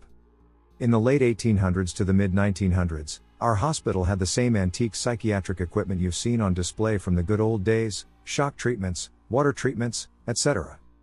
I graduated high school in 2002 and received a job offer to work security at the hospital. My family owned the security company that was contracted there, so the kids growing up often got job offers once they were of age since it's a pretty basic level gig. I worked there for about 5.5 years in all. When I started, our new ER had just been constructed about 2 years prior, and it was built over top of the old psychiatric wing. In the ER wing were also the diagnostics and cancer studies wings, so the building was decently sized and stood 3 stories tall. The entire top floor of the ER building was off limits to everyone except for maintenance, security, and the construction contractors working up there. It was mostly used for storage of equipment and tools, as the second floor was also still partially under construction but was open for use by staff and the public. The only way to reach the third floor was by elevator or stairs, both of which were locked and accessible only to our head of maintenance and security staff. The locks could be disengaged, but they were on timers, so after 8 p.m., you couldn't enter without a key, meaning no one was up there after 8 unless you got the maintenance director or security to let you in. One night about 10:15, I was posted at the front desk working on a report when I saw the elevator doors open on the third floor via our closed-circuit TVs, as the monitor sat right beside the computer monitor I was using. I figured it was just going to be maintenance, but to my surprise, a man dressed entirely in a gray sweatpants suit exited the elevator, and behind him came a woman in a hospital gown that looked like it had been left lying in a muddy street for days. Wrinkled, dirty, just all kinds of not right for someone to be walking around in, especially in a closed section of the hospital. I radioed the guy I was working with, Josh, to let him know someone had somehow gotten to the third floor. He was tied up at the moment and couldn't respond to investigate, so I started to grab some things to go see who it was. As I'm starting to leave the desk, I see via the CCTV that these two are now heading straight down the hall to a dead end with a door. Behind the door was lots of heavy equipment. Saws, grinders, tools, etc. I knew what was in each room. All of these doors are locked, at all times. The door has a normal lock, but it can only be opened with a key. I watched as the two reached the door. The man put out his hand as if to turn the handle, and to my complete surprise and shock, they walked directly through the door and into the room. At this point, I am unsure whether my eyes are playing tricks on me, if I am just tired, or if something else is happening. I believe in ghosts, but I had never come face to face with anything. I radioed back to Josh to tell him I was going upstairs, and I hit the stairwell and headed to floor 3. When I got there, everything looked normal. The elevator was still there, door wide open with the lock off. That was the first time the goosebumps really hit. I walked down the hall toward the room they entered, checking the other 4 doors on the way. All locked and secure. I reached the end of the hall and paused to see if I hear anything. Deathly quiet. All the lights are on so I can see just fine. I grabbed the door handle. Locked. I called Josh again to check if, by any chance, he arrived before me. He says no, he's still in the ICU unit. Now I'm starting to get waves of fear. What did I see? Who the F is behind this door? How did they get up here? And why is there a patient being brought up here? I put my key in the lock and open it up and push lightly. The door swings open, and it's pitch black in the room. I flip the light on, and nothing. Just tools and cardboard boxes. Now I'm really lost at what is happening. The fear is hitting me more. I don't know whether to look more or hightail it out of there. I walked in and said, "Hello?" out loud. Silence. There's nowhere to hide. It's a huge open room with barely even any drywall hanging. You can see the metal wall frames. Nobody is in there. I call Josh and tell him to call him. I need to talk to him on the phone. I proceed back to the desk, call him, and tell him what's going on. I saw people, I can't find them, and they disappeared on the 3rd floor of the ER building. About 15 minutes later, he finally meets me at the desk. As I'm telling him more of what I saw, the goddamn door they went in opens on camera. I see it. Josh sees it. There's nobody there, and I know it's locked because I was just there. Now I'm really creeped out. He and I finally go back upstairs to check each room. We find nothing. No people, no busted locks, no clothing, no patients. Nothing. Because this isn't an ordinary happening, I have to fill out an incident report for it. I fill it out that night and leave it for my boss for the morning. I have the next 2 days off, as it was my weekend off. When I got back on Monday, my boss called me into his office to ask about the report. I tell him all I know. I saw people enter the 3rd floor, and then they just disappeared. Both guards on duty checked the entire floor and found no one. At this point, he decides to share his story with me. Before the new ER wing was built, the old building remained in use for office spaces and storage, except for the 3rd floor, which was left inactive because it housed the old psychiatric ward. My boss, who had spent several years as a sheriff's deputy and several years as a highway patrolman, had been working there for about 15 years and was well respected and liked by almost everyone there. He had taken the chief of security role because he didn't like the real cop politics and had had enough of them, so he switched things up but still had a good rep and was still a man of honesty and the law. Knowing all of this, what he would tell me blew me away. Right before the old building was torn down, he had been on a nightly round and had to go through the old third floor to sign off on the round sheet up there. The hallway structure up there was just like a big letter T, one long hallway where you came off the elevator led you to the main hall where the rooms and old offices were. He told me he had just closed the door to the last office when all of a sudden a piece of wood came flying down the hallway at him. I'm getting goosebumps as I write this. He tried to pass it off as the building just slowly falling apart since nobody used that floor anymore and it was about to be torn down, so he picked up the small chunk of wood and started back towards the elevator. He said that as he reached the intersection of the T halls, he turned to walk towards the elevator and had taken about 3 steps when, all of a sudden, the office chair at the check-in window took off on its own and slid down the hallway towards him. He said that at that moment, he felt a level of anxious fear he had never experienced before in his life, and as soon as he heard the chair coming down the hallway towards him, he ran down the hall into the elevator and left as quickly as possible.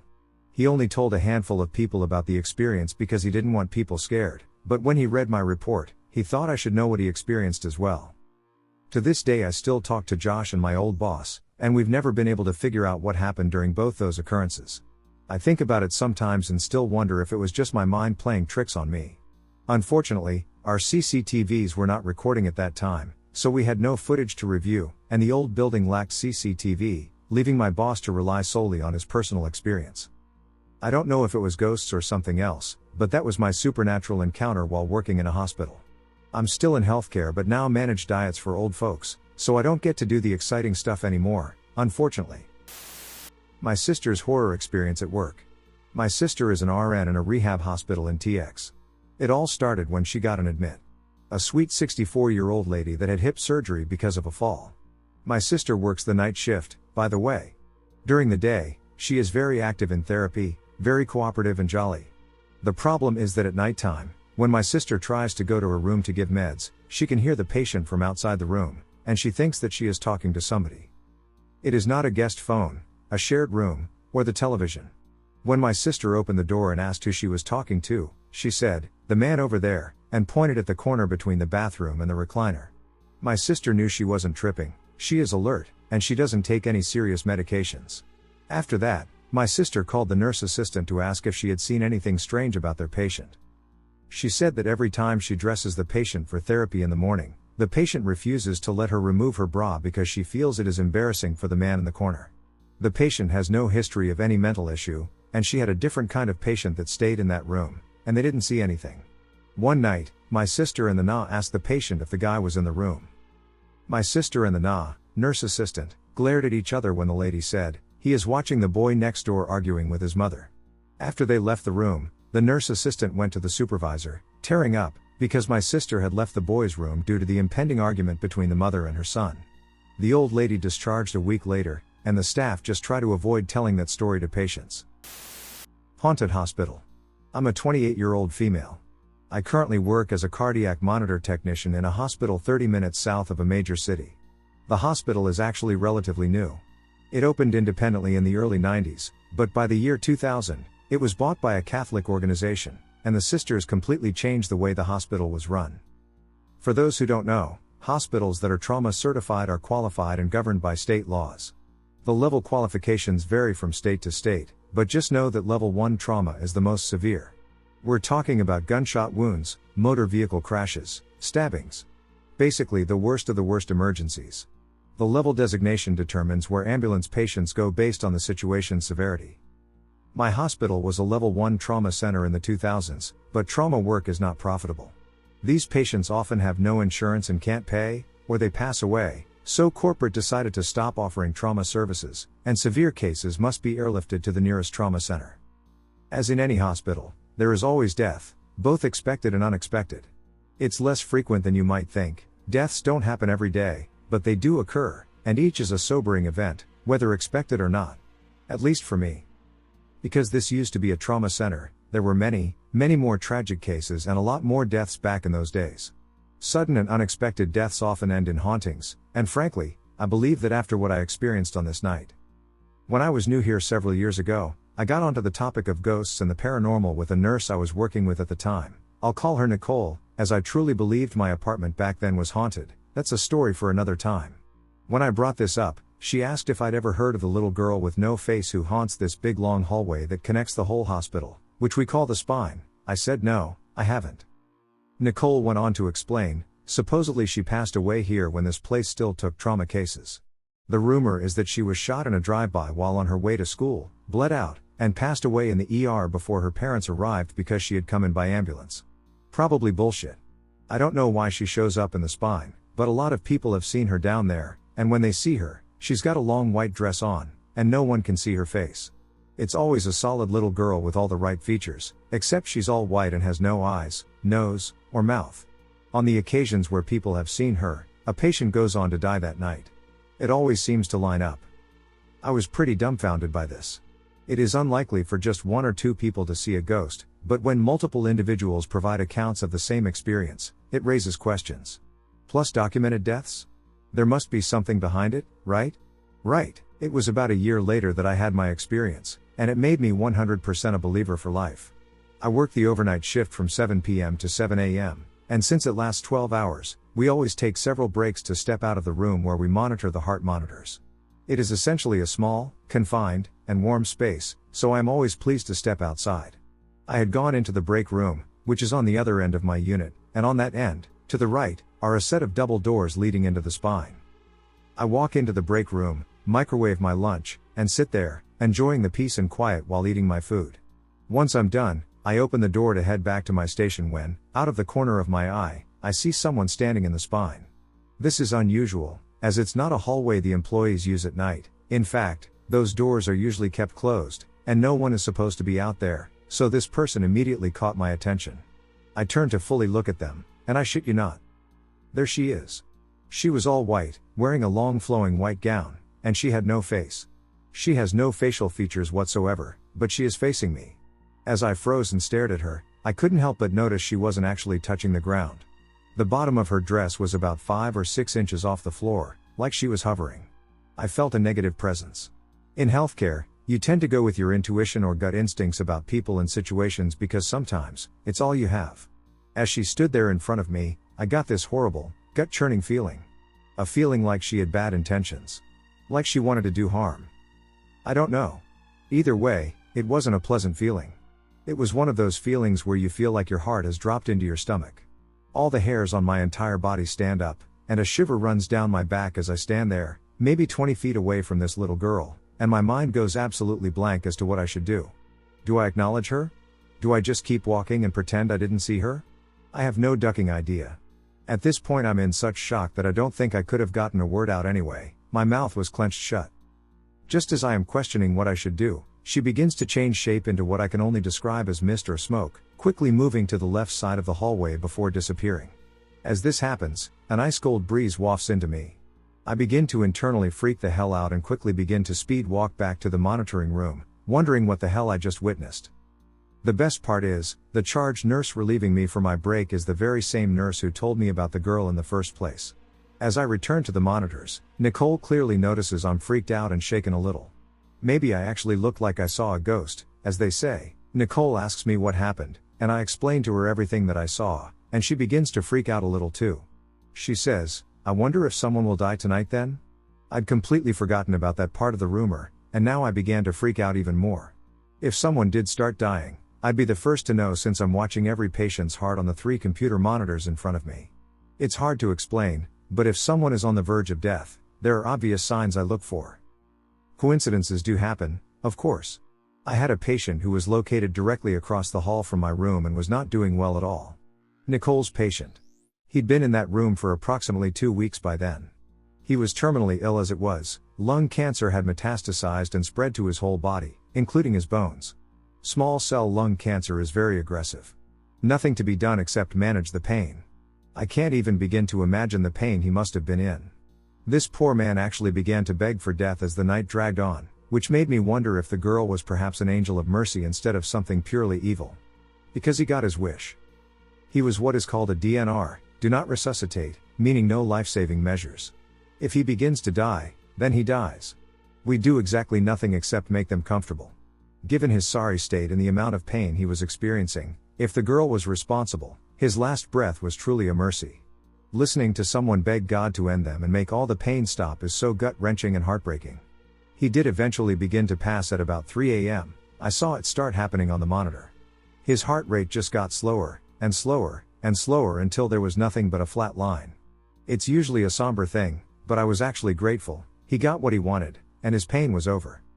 In the end, it would appear the rumor is true. The faceless girl in white appeared, and within a few hours, a patient passed away. Could be a coincidence, of course. But I find that highly unlikely. I think maybe she really is an angel of mercy, waiting for someone who is critically ill, willing or wanting to go, and helping them pass on. Perhaps that is why she occasionally appears before someone's death. It is not that she is maliciously causing the deaths, but rather that she is holding the hand of a sick individual as they transition to the other side. Maybe she facilitates that journey. Perhaps that's why I had the reaction to her that I did and got that sick feeling that something bad was about to happen. But what may seem like something bad can actually turn out to be a blessing in disguise. At least, that's what I'd like to believe. When my dad was dying in the hospital before we moved him to hospice, I'm certain there was a mimic hanging around in the hall. I had to fly in from out of state. My 3 friends took turns taking me the hour's drive to the hospital each day. They always stayed with me during my long visits. When I'd leave my dad's hospital room, they would hear me talking in the hall, but I never was. When any of them left my dad's room, I'd hear them talking in the hall, but they never were. One of those friends took me to Michael's to pick out frames for pictures my family planned to display at the funeral home. We separated in the store but kept hearing each other in conversation. Neither of us talked to anyone. It was just weird. My dad kept telling me about really strange events and dreams that happened while I was gone for the night. He wasn't on any heavy narcotics or anything at that time, but he was dying. I still have no idea what to think about those things he'd tell me. Some of it almost sounded like deaths from previous lives, but who knows, since he was, actively dying himself at the time. That whole hospital situation was weird. I was having such an understandably rough time, and I had the thought to ask to speak to the hospital chaplain. I never would have thought to do that except that I have a school mom friend who is a chaplain. I am deeply appreciative of that mom friend in a way she will probably never understand, as she was the only reason I thought to ask for my dad's hospital chaplain at that time when I felt so spiritually vulnerable. I'm an agnostic atheist, so I didn't need the chaplain to help me stay grounded with my faith or anything, but I did need him at that moment to feel protected and wise. He's probably the only reason I don't mimic that here back home with me. Lol. Or not. I still don't know what to think of anything that happened during that time.